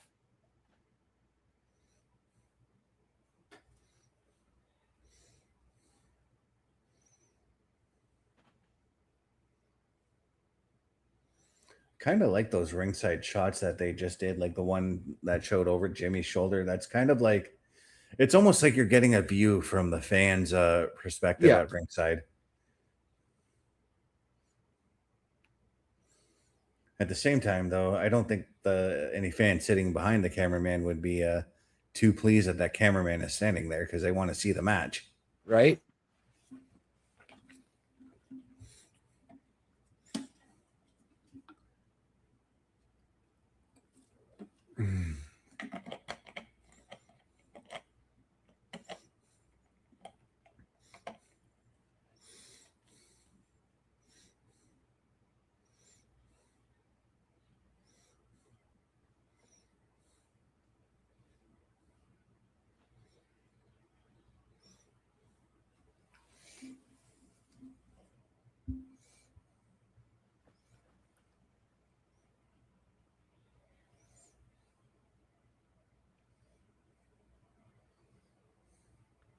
When Jimmy telegraphed that leapfrog.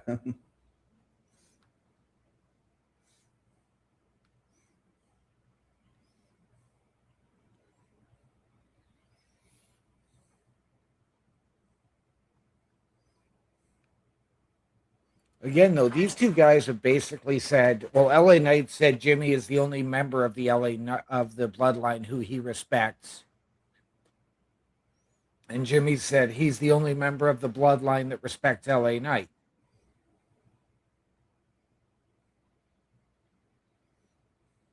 Yeah, and that's why I think LA Knight threw him this bone, because like I said, I don't think he liked the finish of last Monday with Solo showing up. Obviously, he said he cleared that up on Friday. Said he didn't like Solo showing up then. Yep. But let's put this one out there now that Solo did that last week. We've heard what he told LA Knight. We heard that LA Knight said, no, I'm not going to be your partner. I'm not your buddy. Does Solo show up and turn the tables? Here, does he take out LA Knight, giving his brother the victory? Yeah, and now imagine this. Imagine he does that, right? And goes up to Roman and says, "I accept your invitation." But then Roman goes, "Sorry, I took that invitation off the table. Yep. We don't want you."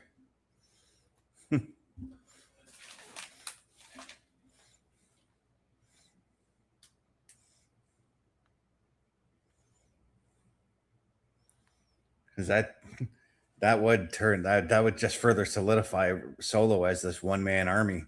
Yep. Well, I mean, Solo said, "I hate Roman, I hate the Usos, I hate Jacob, I hate the bloodline." Yeah, and that's where, if I'm Roman, because he said that on SmackDown, if I'm Roman, that's where I'd be like, yeah, no, we're not recruiting this guy anymore. Is that another one thing that that Roman addresses tonight? Yeah.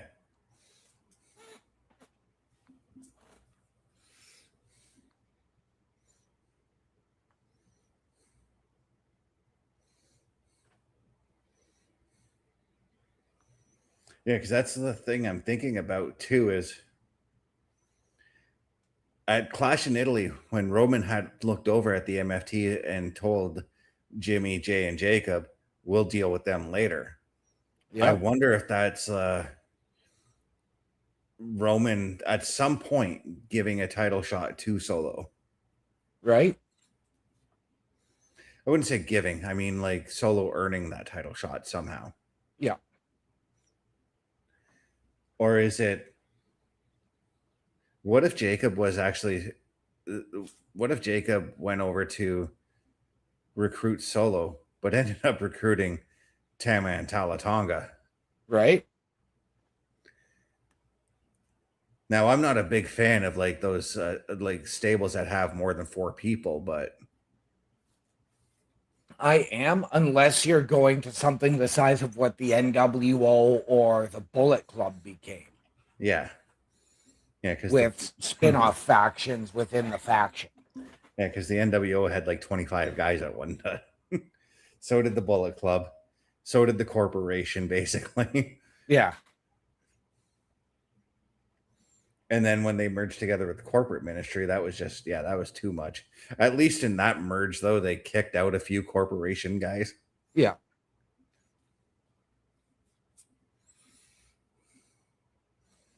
But no, I've always just enjoyed the 3 or 4 man stables. Fine enough with that, Yeah.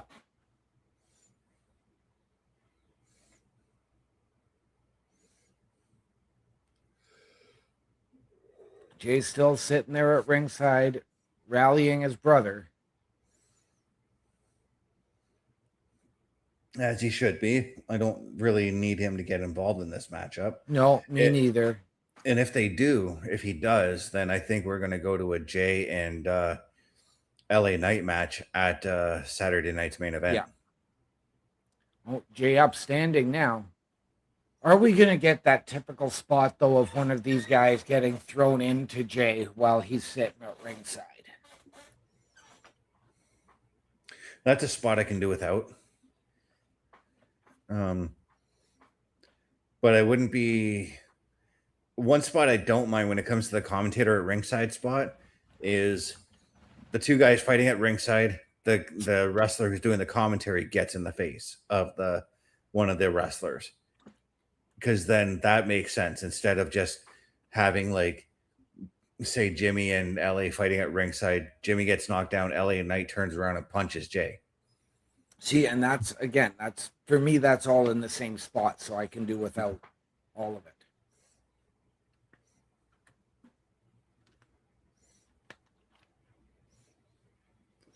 I would be that side Californian leg sweep.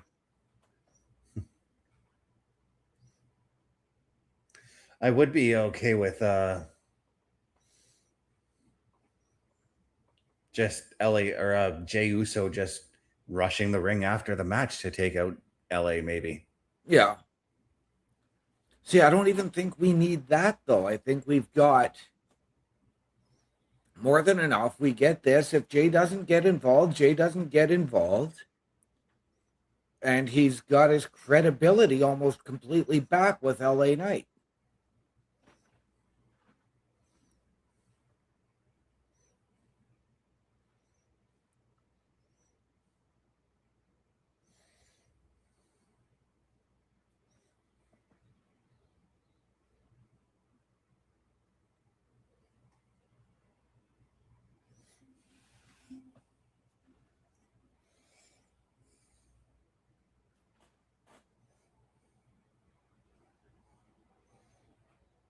What is Jimmy looking to do? Or what is LA looking to do up top? Superplex by the looks of it.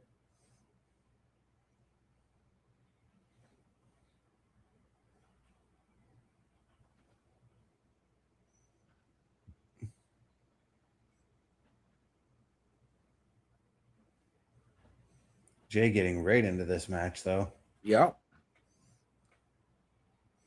Jay enthusiastic, cheering louder than most of the fans here tonight.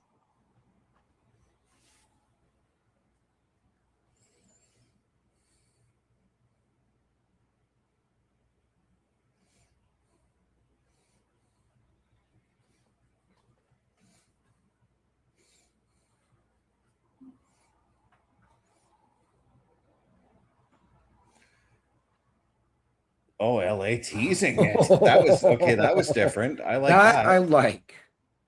That was good. I like that. That was a nice tease. And now LA's going to deck him. Caught him off guard. Smart move. Oh, see, and I don't agree with that because that's LA taking his eye off the prize.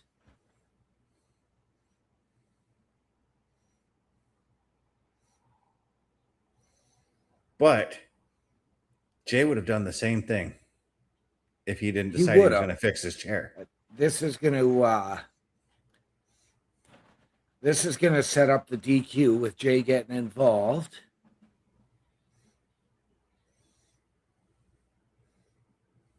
And then you got to wonder if that's where, again, does Solo get involved if Jay does?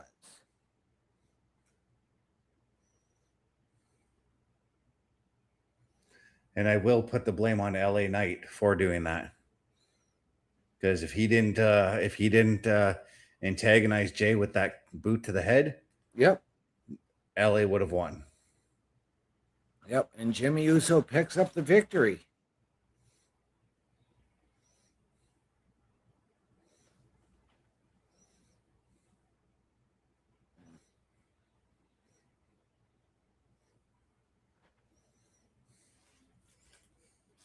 And now Jay attacking after LA Knight decided to attack Jimmy from behind. Oh, they're Solo.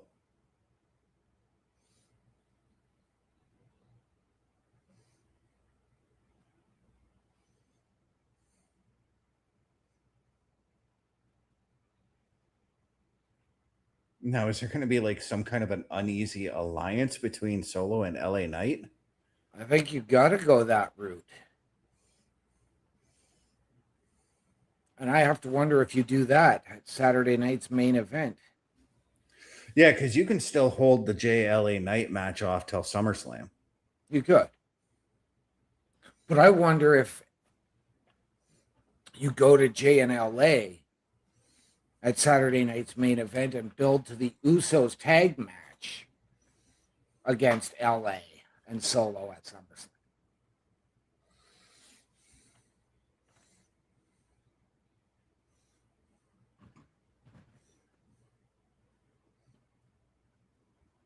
Because I do believe that tag match, I mean, either way, whether it's the tag match or it's the one-on-one, it's still going to be a money draw.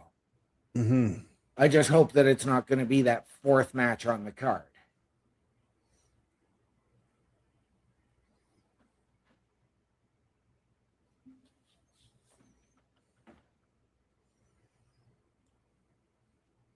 As we are taking a look at a promo for season 3 of WWE Unreal coming to Netflix July 21st. So if you're a fan of that show, be sure to check it out.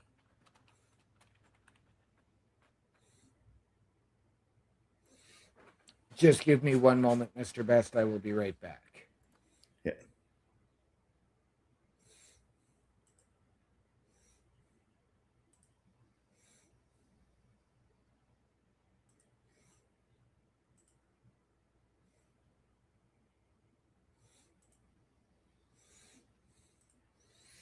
And as OMD takes a step back, I think it's time we take a look at.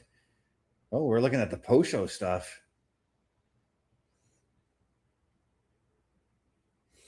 We're looking at when Gunther got face to face with, and face to face and physical with Nick Aldis.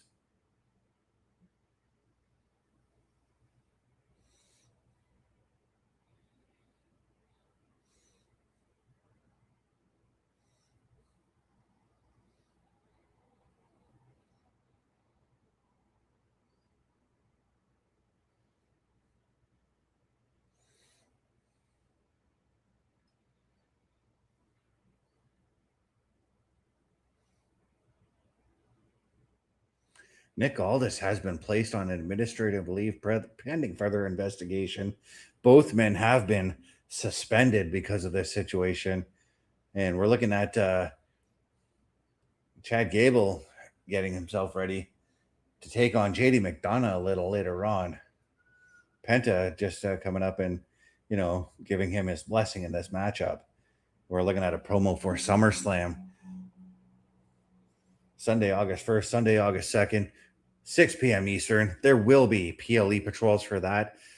But right now, ladies and gentlemen, it's time for us to take a commercial break.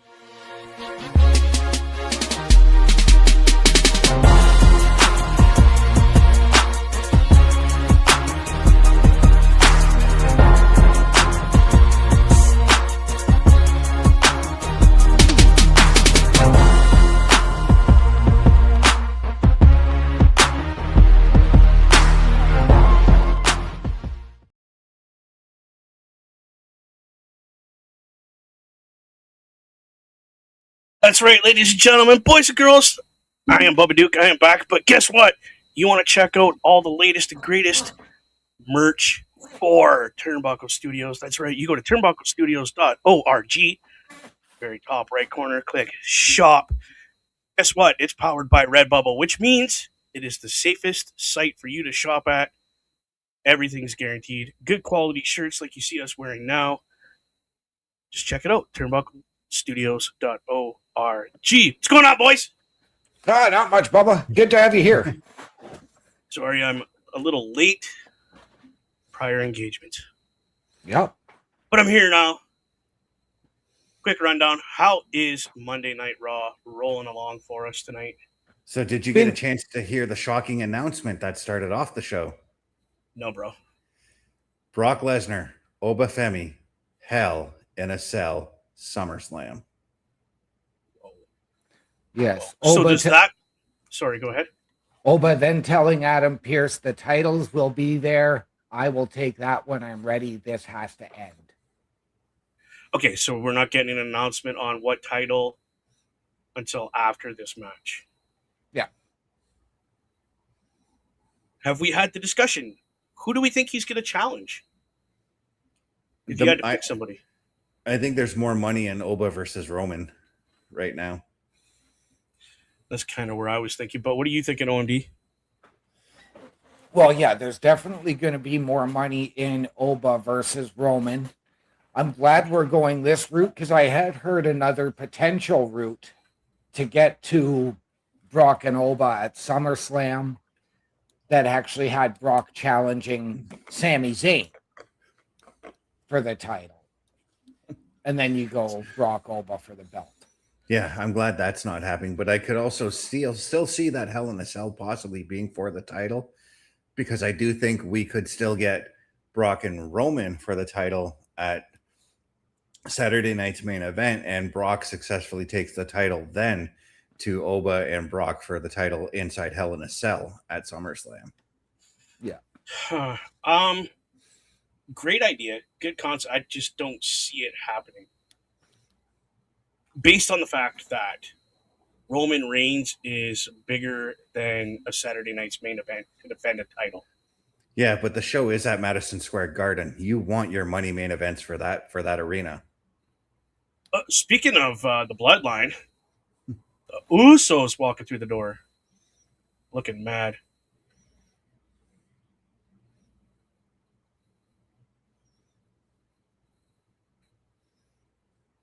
Wondering where Jacob's been all night.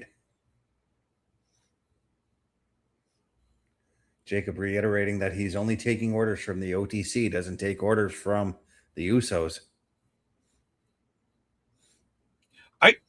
I like this. Not gonna lie. Whereas much as the Usos bark at him, he just stands there and is like, "You're not my boss. Shut up." Well, Jay tried to demand that him and Jay go to SmackDown to deal with Solo Sikoa. The question is, does Roman, as we see him on our screen, does Roman tell Jacob to do that? Because that's the only way Jacob will do it. Yeah, Jacob told them they're going to SmackDown. Jay said, yes, you're coming with us because we're going to do this. Sammy's the champ, and he ain't got a challenger now. I did hear there is rumor that Jay got somebody to tap out, and he should have been King of the Ring. He absolutely should have, because I will say this. I saw, and I said it, that it was a tap on Oba's part. I'm sorry, but your hand goes flat. 1, 2, 3. You're tapping. Yeah. It doesn't have to be this. Just boom, boom, boom. You're tapping. So do we see some kind of rematch about that? Whoa, this is creepy. Doesn't seem like it, because Jay seemed quite moved on from Obafemi in the previous segment. Okay. But we're looking at Lyra and just her giving her thoughts on what happened.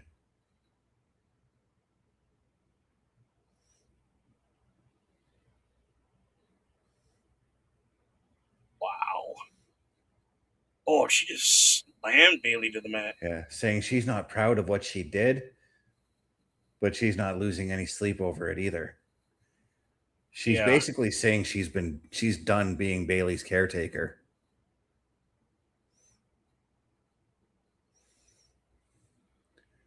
Saying that she's been trying to rein in Bailey's anger issues and she's done.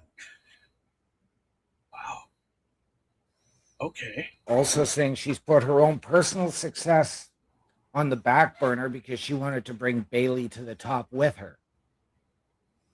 And I loved this moment last week, and this is what I need from Lyra.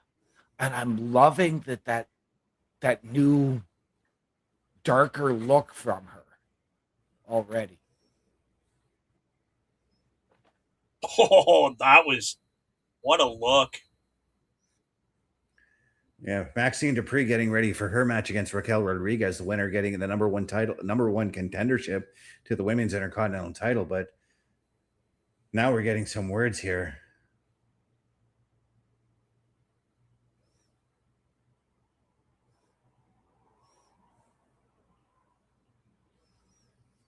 Maxine coming out and saying that she's basically apologizing for the way she handled the situation with Chad Gable last week.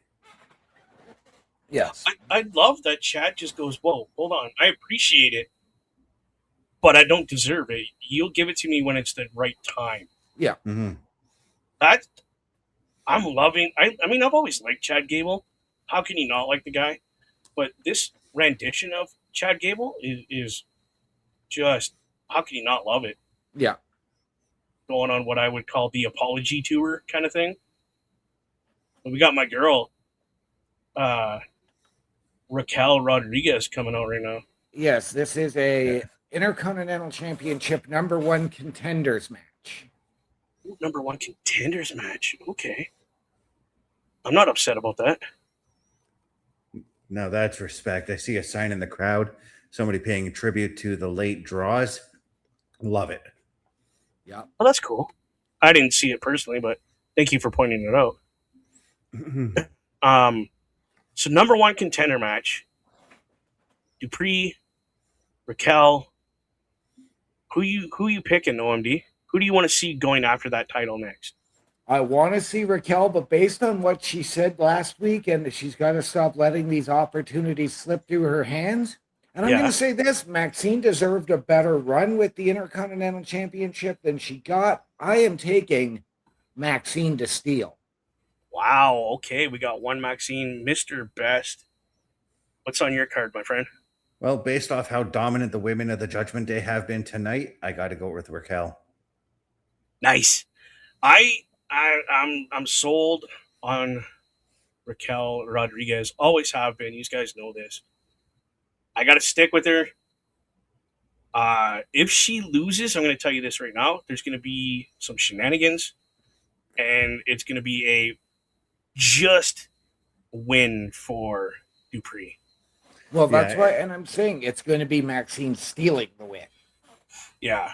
To add to that, like the only way I can see Maxine taking that win is if Io Sky miraculously comes back out to beat up Raquel. Well, see, there is that aspect, but what happens if we get, as we saw earlier, Dom and JD steal something out of Danhausen's lab? Danhausen's already cursed Liv Morgan. Oh, no. So what if that all plays out here at ringside, and then, of course, you get Otis and Tozawa coming out? Well, yeah, if Dom and Bobblehead show up, Yeah. Otis and Tozawa are gonna come out. Yeah, but JD has a match with Chad Gable, and I'm going to assume that that's going to be up next. And I got to assume that that's where the Danhausen curse happens. Yeah. Because they took something at Danhausen's. Danhausen's going to take exception to that. You place the curse on JD. Oh, yeah, I like that.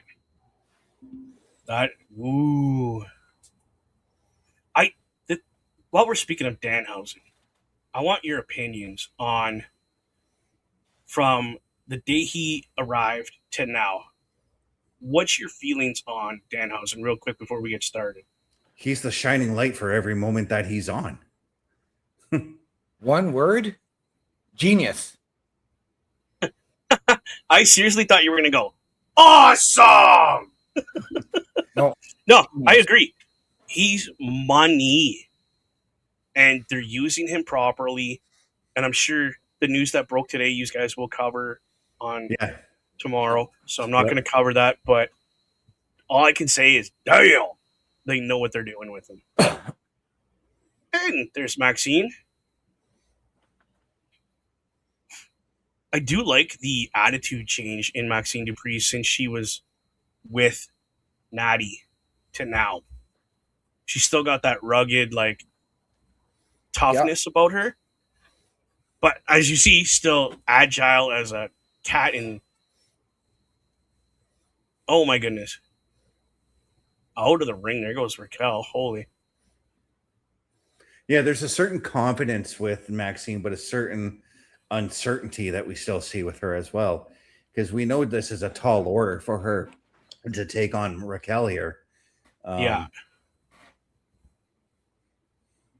And it's not like Raquel is that much taller, but she does have a bit of a size advantage. Yeah. She's got the advantage comes in Raquel's strength as well. As Maxine we just witnessed. Maxine doesn't, I'll flat out admit, Maxine doesn't have much of that strength. No, not at all. And if I was Maxine, you know what I would utilize? The luchadors in the back. I would learn from them how to be more fluid in our moves, quicker, just all that. The thing too, right? I mean, there's been all of this speculation because we've seen Maxine hanging around with Austin Theory a lot in the back. Yeah. But I also have to wonder because when the Judgment Day was out there again beating down Io Sky, they kept referencing Stephanie Vaquer. Is this where Stephanie Vaquer makes her return to cause that distraction? It's a possibility too. Yeah, because she still believes that title's hers. The other thing is, we're in New Jersey. Which WWE women's superstar hails from New Jersey? I don't know. AJ Lee. She's been MIA for a little while, eh? Yeah. WrestleMania. and they actually bill her from Chicago now. So Yeah, I know. But still, she's Still, that's her Yeah. hometown. Like, now, oh, Raquel tried that move again and got DDT'd. yes. I thought you were also Wow. going to go with another former Intercontinental champion, a Canadian who at one time said he was from Milan, Italy, but then switched over to being from New Jersey in Santino Marella. Yep. I mean, he could still show up as his sister Santina. He could. I've tried so hard to forget that gimmick. I'm going to have nightmares tonight. Whoa, what a kick. By And the Maxine. straps come down on Maxine. Oh, that was interesting. A step up leg drop, basically. That was 1, 2. Oh, that was That's something close. she's been doing for a while. I've seen it off the ropes, but never off of the person. Yeah, never really off of like the back of somebody. But again, who could do that other than Raquel because of her core strength? Yeah. Oh, Tahana bomb. Yeah, that's it. Okay. Oh, well, Raquel takes the win. Yeah, now Raquel could get that. Is getting a Her shot at elbows Sol beaten. Ruca. You know, I was thinking about this too. Like we were looking at Maxine and just how athletic she's been. I wouldn't mind a pairing with her and Sol Ruca. Their Yeah. athleticism kind of matches one another. You know how much she could learn off of Sol Ruca too for the not just the high flying, but that confidence Mm-hmm. to build that confidence up in her. That's all she needs. She's an amazing wrestler. She knows what she's doing. She's just like, Danhausen. Oh, Danhausen's entire Uh-oh. place has been ransacked. Dude, there is toilet paper everywhere. Computer destroyed. His body has been spray painted. Now Liv Morgan's there.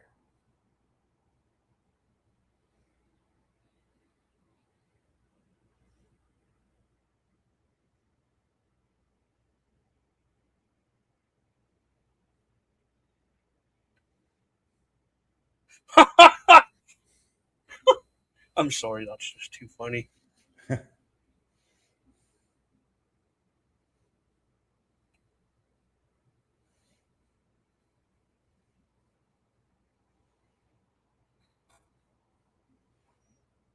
Well, now Liv saying that she's gonna make Danhausen's life a living hell.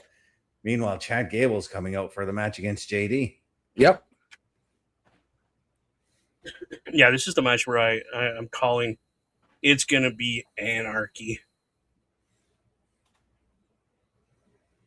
But This is as the match that is going to steal the show too.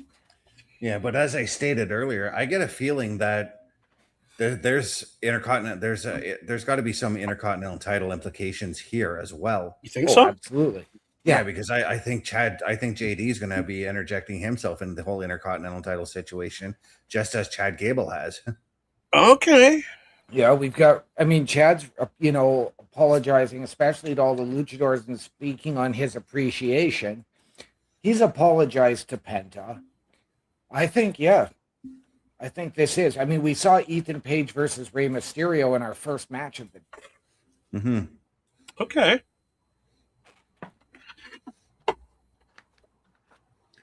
But I think it is time for another commercial break, guys. Take a look.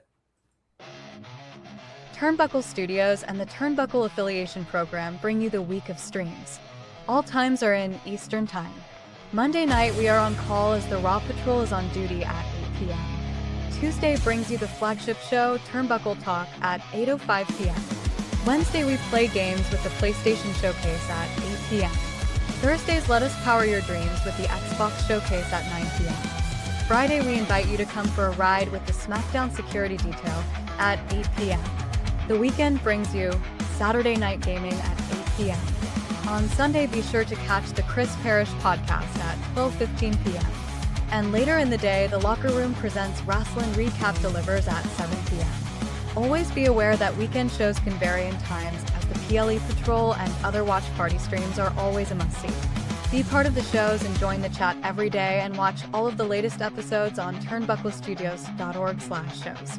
And please do not forget to drop a like, follow, and to subscribe to all of our channels, and when the time is right, all you have to do is tap in.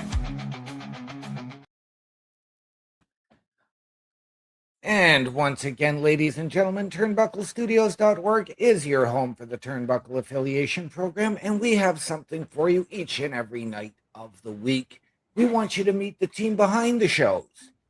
Mr. Best, Bubba Duke, myself, Chris Parrish, Logan Thompson, and Carl Carafel. Hit our individual links to get our individual socials and watch our latest weekly live episodic programming. All of that and more at turnbucklestudios.org.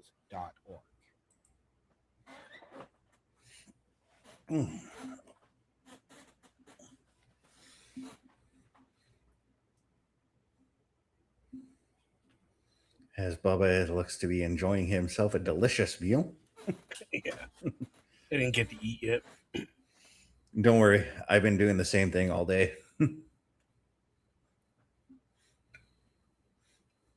I don't even remember the last time I ate. Because Yeah, I know I OMD didn't have supper last night. OMD's at that point, like, what's eating? Oh, I'm going to get something tonight. I know that much.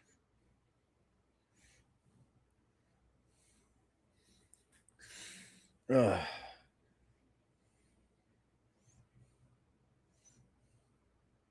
So what's our next pay-per-view that we have for WWE coming up? Well, you've got that- Saturday night's main event on July Saturday night's 18th, main event. and then SummerSlam August 1st and 2nd. Oh yeah, July 18th. Sorry, guys. Yeah. So, heads up, guys, no PLE Patrol for Saturday night's main event this week. There you go. This month. Why? Because we're going to be, well, we've got other things we got to do that day. Somebody's getting married. Why, I don't know, but Oh, so that's what Dominic's out there with his cow pants. That's what and they a took. Knicks jersey. Yeah, that says Danhausen on it. That's what they took.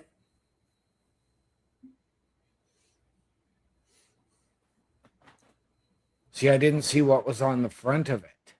Just a big No. zero. No, and when they took Oh. the frame. Yeah.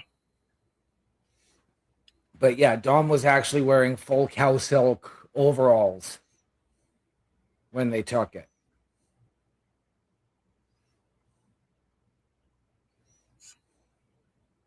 And this, you say, has Intercontinental Championship implications? We think so, yeah. Or you would like to see it have that? Yeah. It's not a contenders match, but I mean, if you're building to SummerSlam and you've got Penta, Dragon Lee, AJ Lee, or Penta, Dragon Lee, Rey Mysterio, There you go.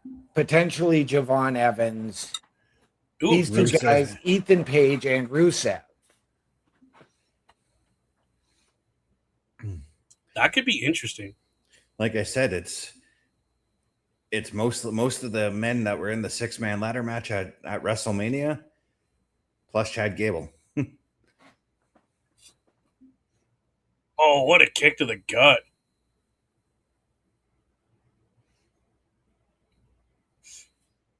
And Ethan Page. Ethan Page wasn't in that 6-man match. Right. Oh my goodness. Or it could also be like this thing here could be leading to Chad and Dom for the Mega Championship as well. Yep. And if you take a look at the AAA representation of late on the main roster, you've got, Ray Phoenix having defended the AAA Cruiserweight title Yep.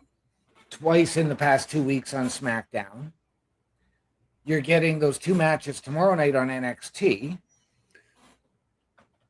Not to mention AAA and NXT have 2 shows at the end of August coming up. Yeah. On the same night. Yeah. So I would not be surprised to see that match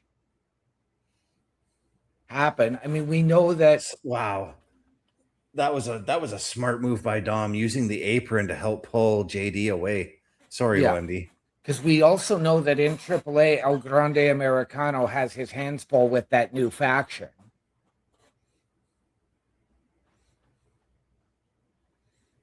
Led by Carmen Petrovic.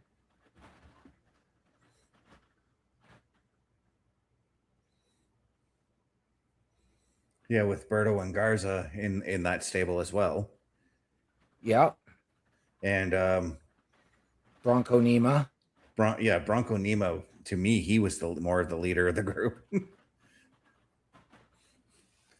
But yeah, that was things are getting really interesting for all facets of WWE over the next little while here. Yeah.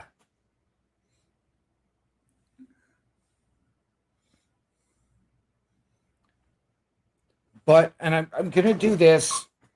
I'm going to go to the TNA WWE crossover for just a moment. And I want to give a shout out and a huge congratulations to one of TNA's X Division pioneers, the Amazing Red. And congratulations on being announced for the TNA Hall of Fame at Bound for Glory. To be covered tomorrow on Turnbuckle Talk. There you go.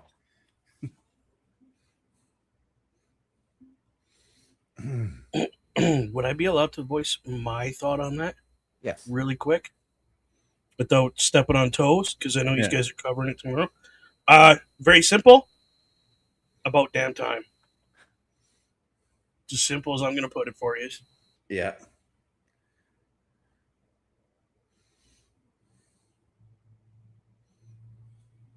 Now, one of the things that didn't shock me about TNA last night was the debut of Uha Nation, formerly known as Apollo Crews.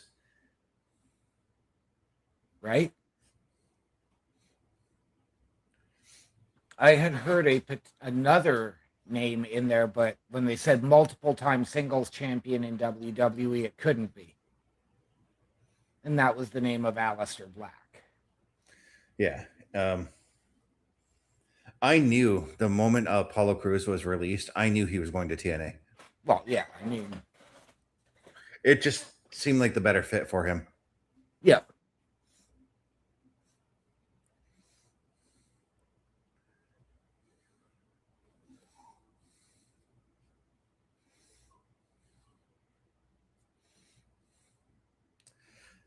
But Bubba, since I've heard OMD's thoughts on the show, what were your thoughts on Night of Champions? A lot of things I didn't think were going to happen happened. Sami Zayn winning the WWE title? Yeah, like I honestly thought Jey Uso was going to win King of the Ring. Congratulations to Io Sky. I had her pegged to win it.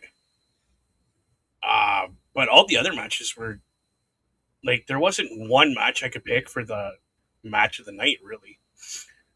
Moment of the night, yes, Sami Zayn winning, but that's a moment. The match of the night was definitely that cage match. That was pretty cool. See, I'm going to say this. Like, for me, the match of the night was the triple threat. Oh, what a German suplex. As far as both the King and Queen of the Ring finals, I don't think there was a right or wrong way to pick those. Or there was no right way to pick either of them. Trick Williams, like, what are they doing with him? Like, you have him jump Ricky Saints after the match when he is supposed to be the babyface. For me, the surprise of the night, and it really wasn't a surprise because I had Tiffany pegged to win. My surprise of the night was actually Seth beating Braun in the cage.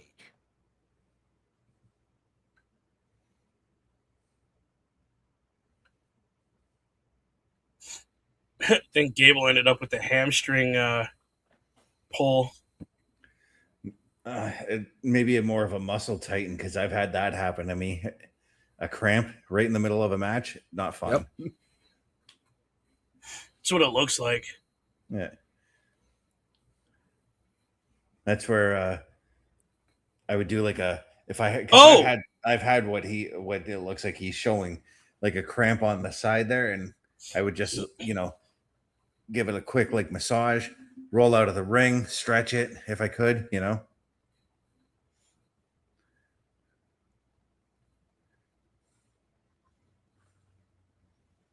or it could just be a simple stinger that just hits you in that moment and then goes away 2 minutes later. Yep.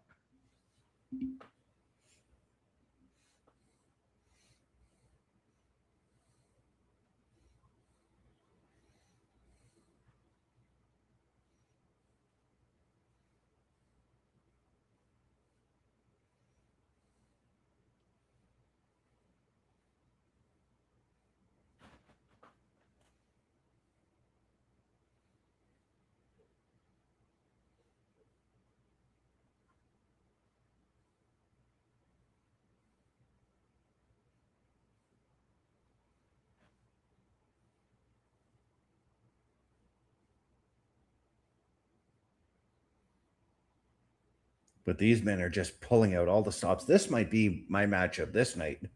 Yeah, Right? absolutely.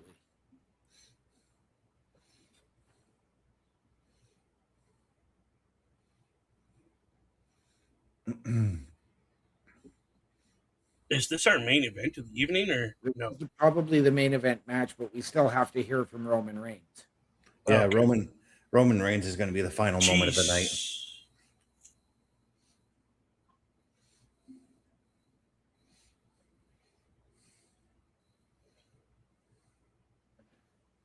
Mm.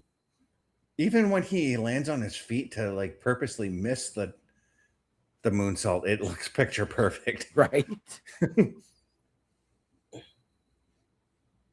McDonough's trying everything to get out of this ankle lock. Well, the roll through was pretty successful. Yep. Well, I saw Dom. Yeah, I saw Dom getting ready. Something. You saw that too, eh? You saw him getting ready to jump up on the apron.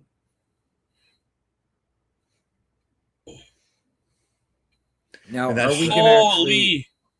going to actually hear Danhausen's music, or does Danhausen just sneak in from behind and curse Dom and JD? That's what I'm kind of waiting for. But I don't want it because this match is so incredible.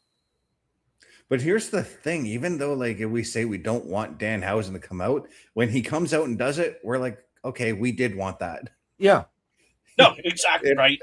It almost always happens that way with Danhausen. Pardon me.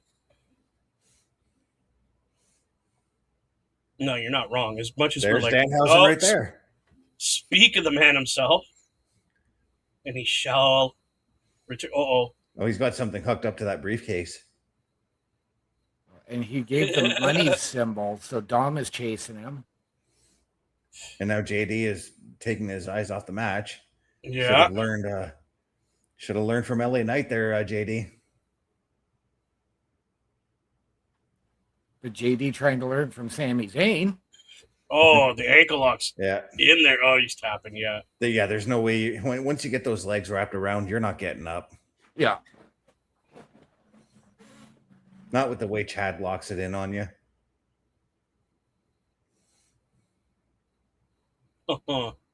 I hope to God he's not actually hurt. No, I think it's just a stinger or some kind of a cramp in the leg, maybe. Yeah. And Dom back into the ring. That briefcase is still out there, too.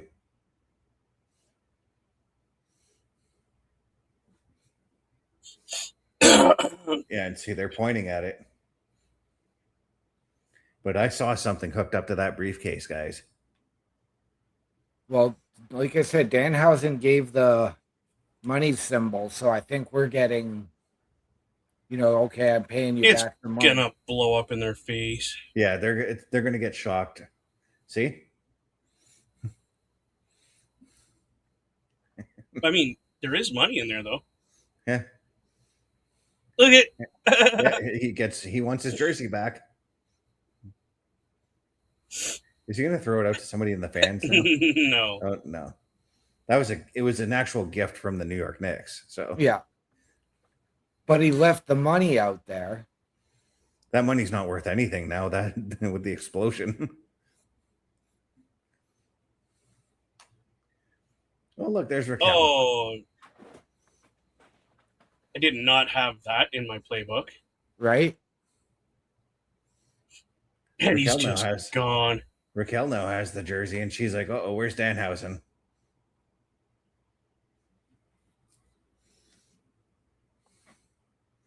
Is this where we're going with Danhausen and Dom? A feud over the jersey? I don't know. Could Danhausen potentially challenge Dom for the AAA Mega Championship? That'd be cool. Oh, here we go. Austin Theory and Maxine.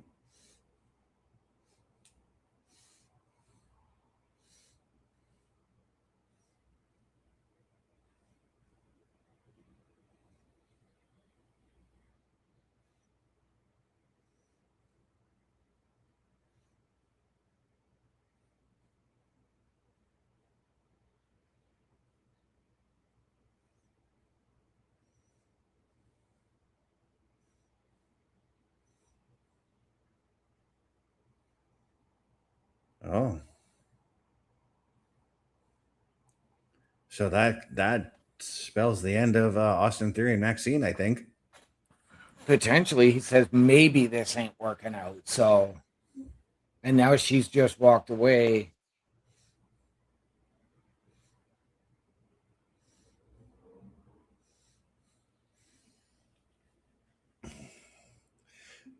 Once again, too, I just want to point out as we're looking at the graphic for Brock and Oba, and now Io and Liv, the backgrounds are different. So that to me says They are. this is taking place on one night, the Hell in a Cell is taking on the other night. Just like WrestleMania when they had the two different graphics. There we go.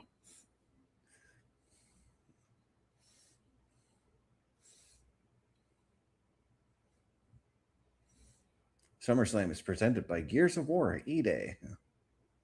Don't forget Wingstop. I don't know. Never had it. It's the American Wacky Wings. America. Every time I think of Wingstop, I think of that one meme with that angry girl. All she wants is Wingstop after working a 10-hour shift.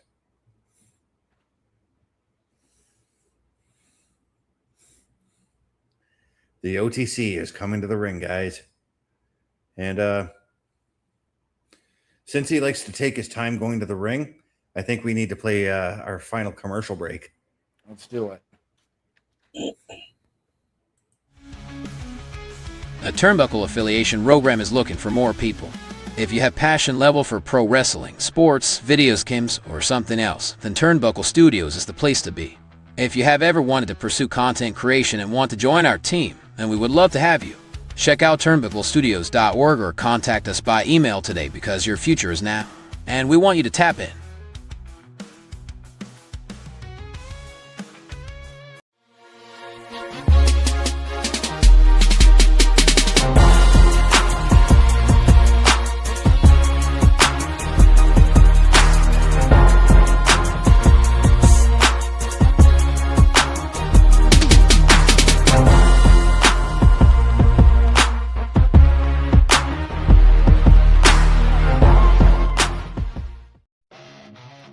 Turnbuckle Studios and the Turnbuckle Affiliation Program bring you the week of streams.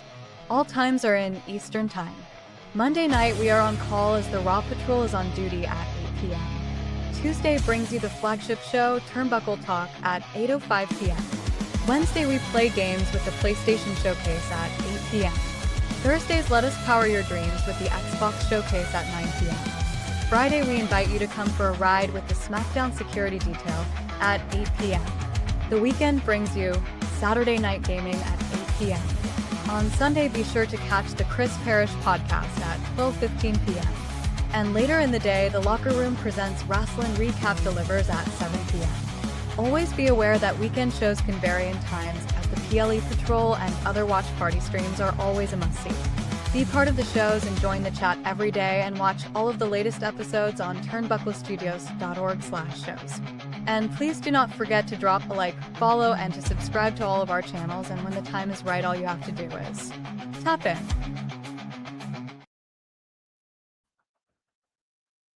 Once again, ladies and gentlemen, turnbucklestudios.org is your home for the Turnbuckle Affiliation Program. There's all the info for how to join us. The info is there to buy our merch. The info is there for our socials and how to watch our latest weekly live episodic shows. All at turnbucklestudios.org, your home for the Turnbuckle Affiliation Program.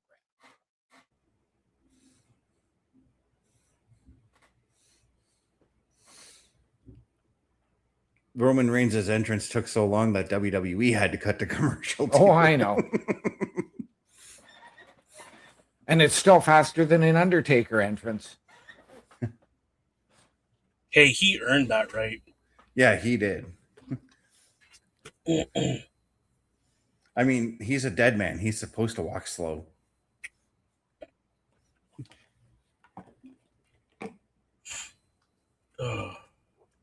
I did notice, though, there is no Usos with the OTC.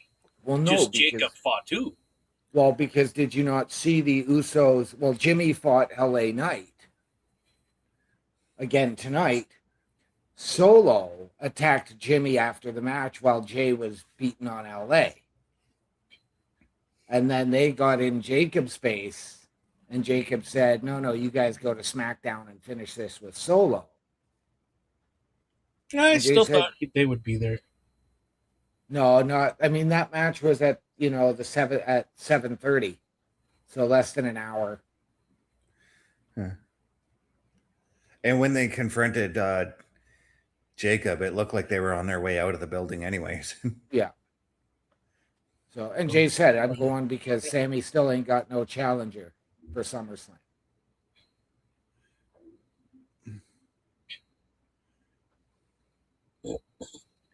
Well, I would say Gunther could be the challenger, but after what he did to Nick Aldis, it was already announced earlier he has been suspended.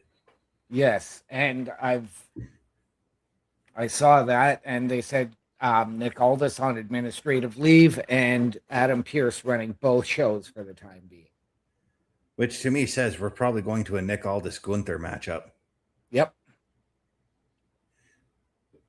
Is it for Nick Aldis's career in ring? I hope not. No, I think it's just going to be a one-off match, not career killer related. I know that they still have the career killer stuff for Gunther, but that's more or less now like on the back burner until they actually need to pull that gimmick out again.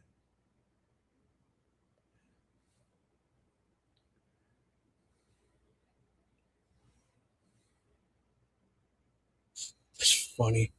Chicken Fatu's in all red, black boots. The OTC, all black, red shoes. We're playing opposites today.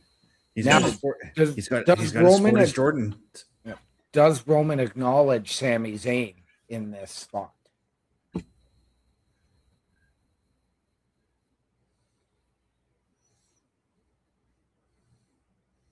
The Atlantic City crowd seeming to be behind Roman by doing the Roman Reigns chant.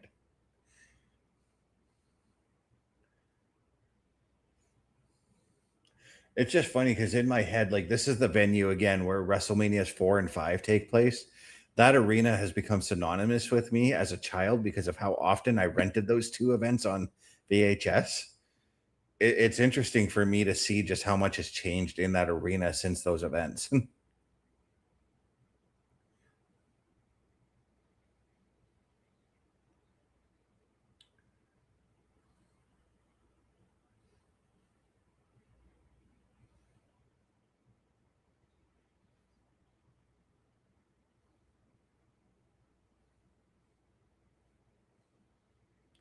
The crowd chanting OCC.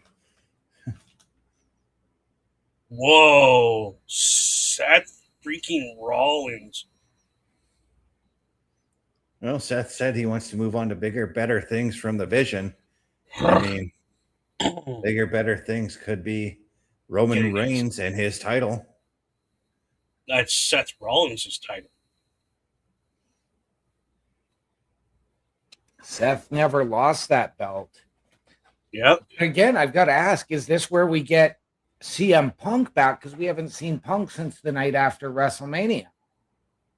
Do we go run that triple threat from WrestleMania a year and a half ago back with no Paul Heyman involvement? Wow.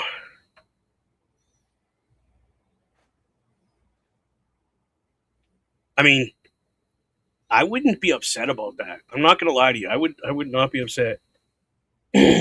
But maybe no Paul Heyman, but we have a Samoan werewolf now.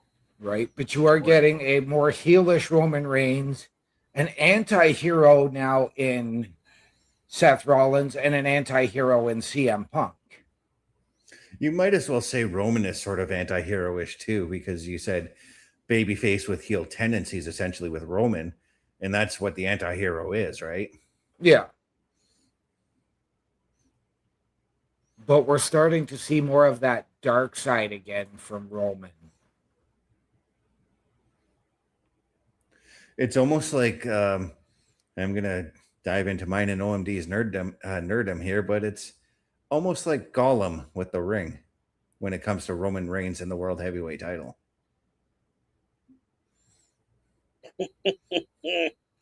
You know damn well he sits in the dark corner going, my precious.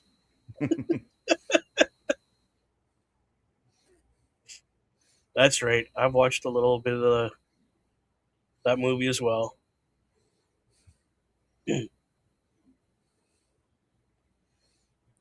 OMD and I have talked at length about those movies quite a few times. Yeah, I read the books first before watching the movies. Way better. The books are way better. So what are we thinking Seth's going to say? He wants Roman Reigns. He wants the title. And he's probably going to ask for, I'm going to say he's going to ask for the match at Saturday night's main event. Since we're not getting what I thought was Brock Lesnar. This is true. Okay. Ooh. Or is he out here to acknowledge the tribal chief? Throw a monkey wrench that way. I like how that's a possibility too, but I like how they're just looking at each other and they're like, we've been through some stuff together. You can see the conversation going on just between their facial expressions and their eyes. Yeah. Like, remember when? Yeah. And Roman's going, remember when you hit me with that chair? He goes, yeah, I still owe you for that. Yeah. Remember when we fought for the WWE title and then I lost the WWE title and then Dean Ambrose cashed in the WWE title on?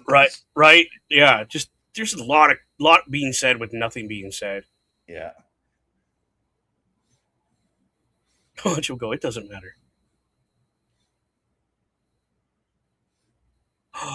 Whoa, that's the way to start out the conversation. Hello, my brother. Wow. Well, they were brothers in arms as a member of the Shield. And that's the one thing, and I know that a lot of people are probably tired of this, but that is the one thing that they will always go back to whenever it's these two men fighting. Even if Jon Moxley were to come back to the WWE and become Dean Ambrose again, that's the thing that they would bring back between Seth, Roman, and him is the Shield. But as you know, Seth mentions the Shield. What was the Shield originally designed for? Who was it created for? Though Roman wasn't his guy. Yeah. It was set for a certain chick magnet.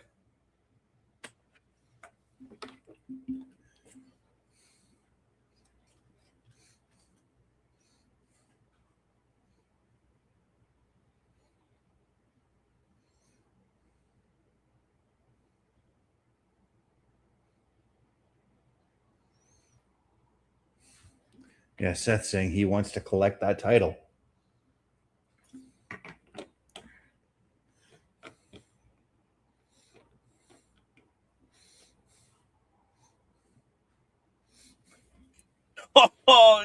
telling him he's at the back of the line. I don't know. Going through hell and winning that cage match on Saturday, I think it pushed Seth Rollins right into that line of contention.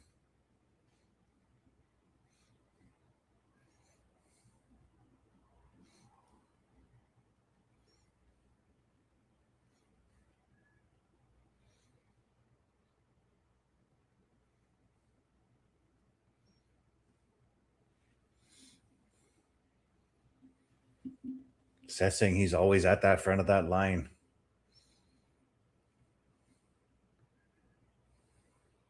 Seth saying that Roman owes him.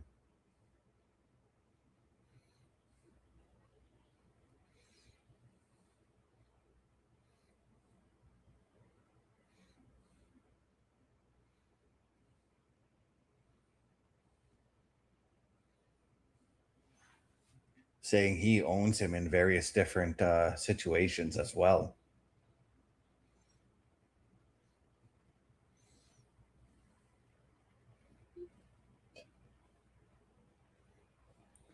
Yeah, then that triple threat match, Seth Rollins was the one who was successful in winning the World Heavyweight title and thus took the wise man Paul Heyman with him.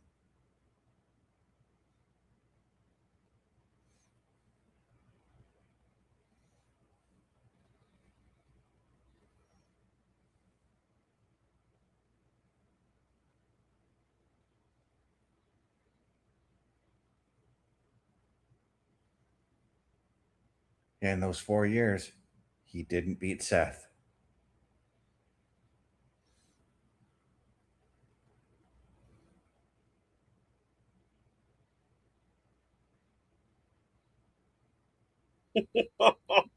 Again, He's going off. WrestleMania 31 when he cashed in and took the title from Roman that night too.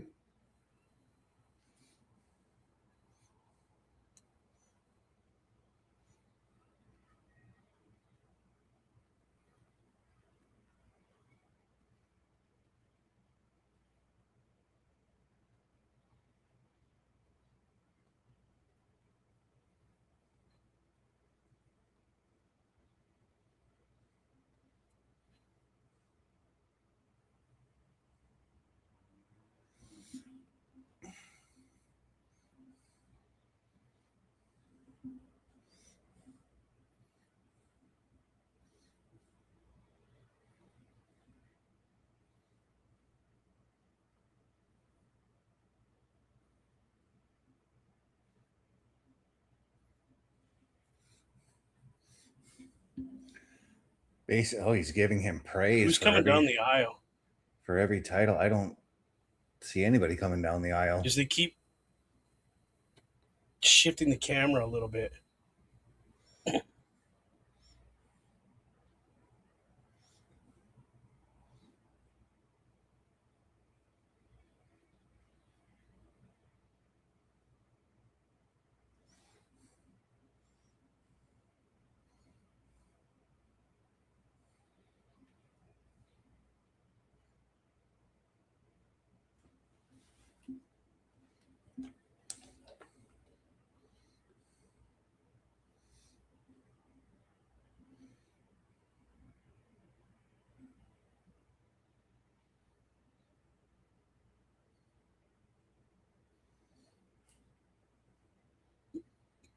Yeah, he's saying he wants Roman to beat him and that this may be his last chance to do so.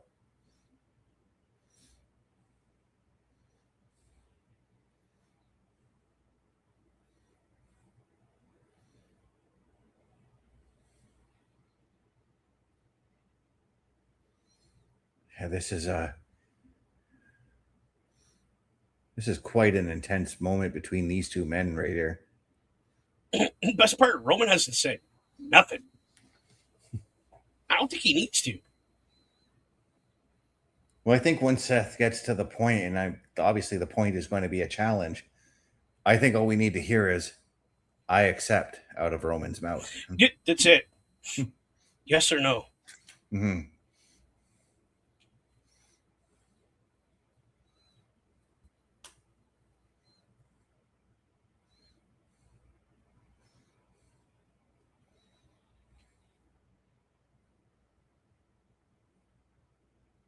I like how he's coming with respect, but at the same time, just like,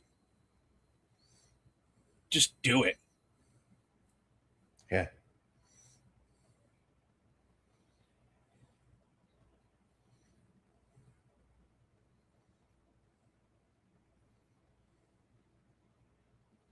Oh, wow.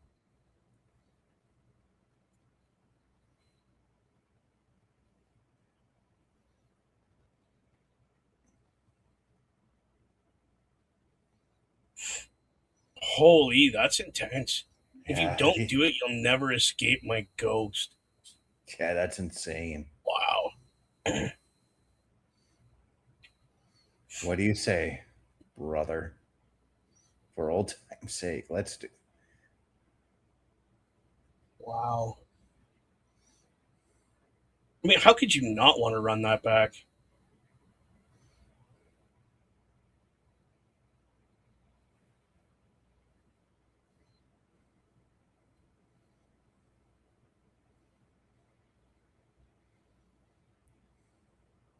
Ooh, calls him little brother. Saying it's been a long time since he's heard any truth come out of him. Because basically what Seth spouted there was a whole bunch of truth.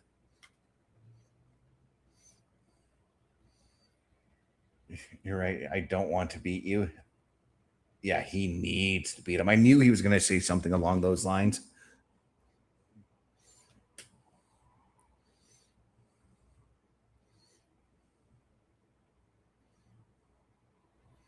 Oh, SummerSlam. It's on.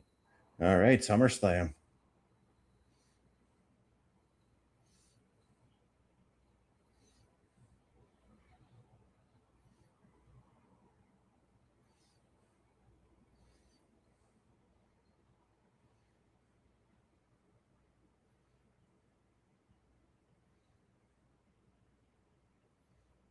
Oh. I mean, how long have we been waiting for this story to just have its conclusion of Roman winning finally over Seth freaking Rollins? I mean, Right. we could even be waiting longer because what if Seth is successful against Roman and takes back the belt? That's an avenue too. We can't forget. Yeah. Wow. Moment of the night, right there. Wow. Yeah. But Roman, short, sweet, to the point, saying, yeah, you, me, SummerSlam, and I need to beat you. I think the moment of the night was Brock Lesnar surprising everybody and saying Hell in a Cell between him and Oba. Yeah. I mean, yeah, you're not wrong either. Wow. But as we make the rounds, guys, I just want to let you know you can find. Well, actually, before anything, we do have a tag team partner, guys. We do have a tag team partner in our sponsor, W.GG. And if you just want to go on over to W.GG, you can save yourself 10% by going to the website and using the promo code TB Studios to get yourself some delicious energy drinks. That is W.GG.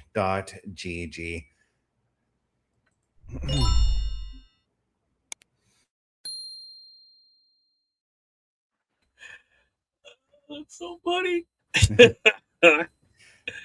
And you can also find all of us at turnbucklestudios.org/host. You'll be able to find any one of us. Now, let's make the rounds and just go over what we thought of tonight's show very quickly, starting with you, Bubba Duke. Yeah, I mean, I caught the last couple of matches. Wow. The intensity when I came in, I could feel it was already up here. Yeah. And those two guys, Seth Rollins, Roman Reigns, just took it to a whole new level. I'm glad I stopped in. Thanks for having me. Yeah. OMD. For the second week in a row, we got a needle moving Raw. You got, your Intercontinental Championship #1 contender for the women. You've got Brock and Oba, Hell in a Cell. You've got Seth and Roman now at SummerSlam. We don't know where we're going with the Usos, Solo Sikoa, and LA Knight. We don't know what's on the agenda for Jacob Fatu. But this, we have a needle mover. And how does this tie into SmackDown? There is so much going on and so much build over the next 5 weeks that we can absolutely get to and really knock SummerSlam out of the park. Yeah, I agree there. But for me, I did want to see something for Saturday night's main event being planned out, because that is the next major event that's going on. Jacob had said he's going to SmackDown to confront Sammy, because he said Sammy doesn't have a contender yet. And again, I thought that was going to be possibly Gunther, but it looks like Gunther is going after Nick Aldis, and they're suspended right now until everything gets cleared up. But yeah, anyways, no, this show tonight was just everything fired on all cylinders for me. Everything just seemed to flow nicely, and I like that. My favorite match of the night, honestly, was the Raquel and Maxine match. I wouldn't say it was my match of the night, but it was one of my favorite matches. But my moment of the night, definitely still that Brock Lesnar, Obafemi, Hell in a Cell. I kind of expected that the third match was just going to be another third singles match, but to throw Hell in a Cell in there and the amount of destruction that those two men could cause each other inside that cell, sign me up. I'm ready to go. Yeah. Somebody's coming out hurt. Yeah. In the words of Russell Peters, somebody going to get hurt tonight. Yep. OMD, my man.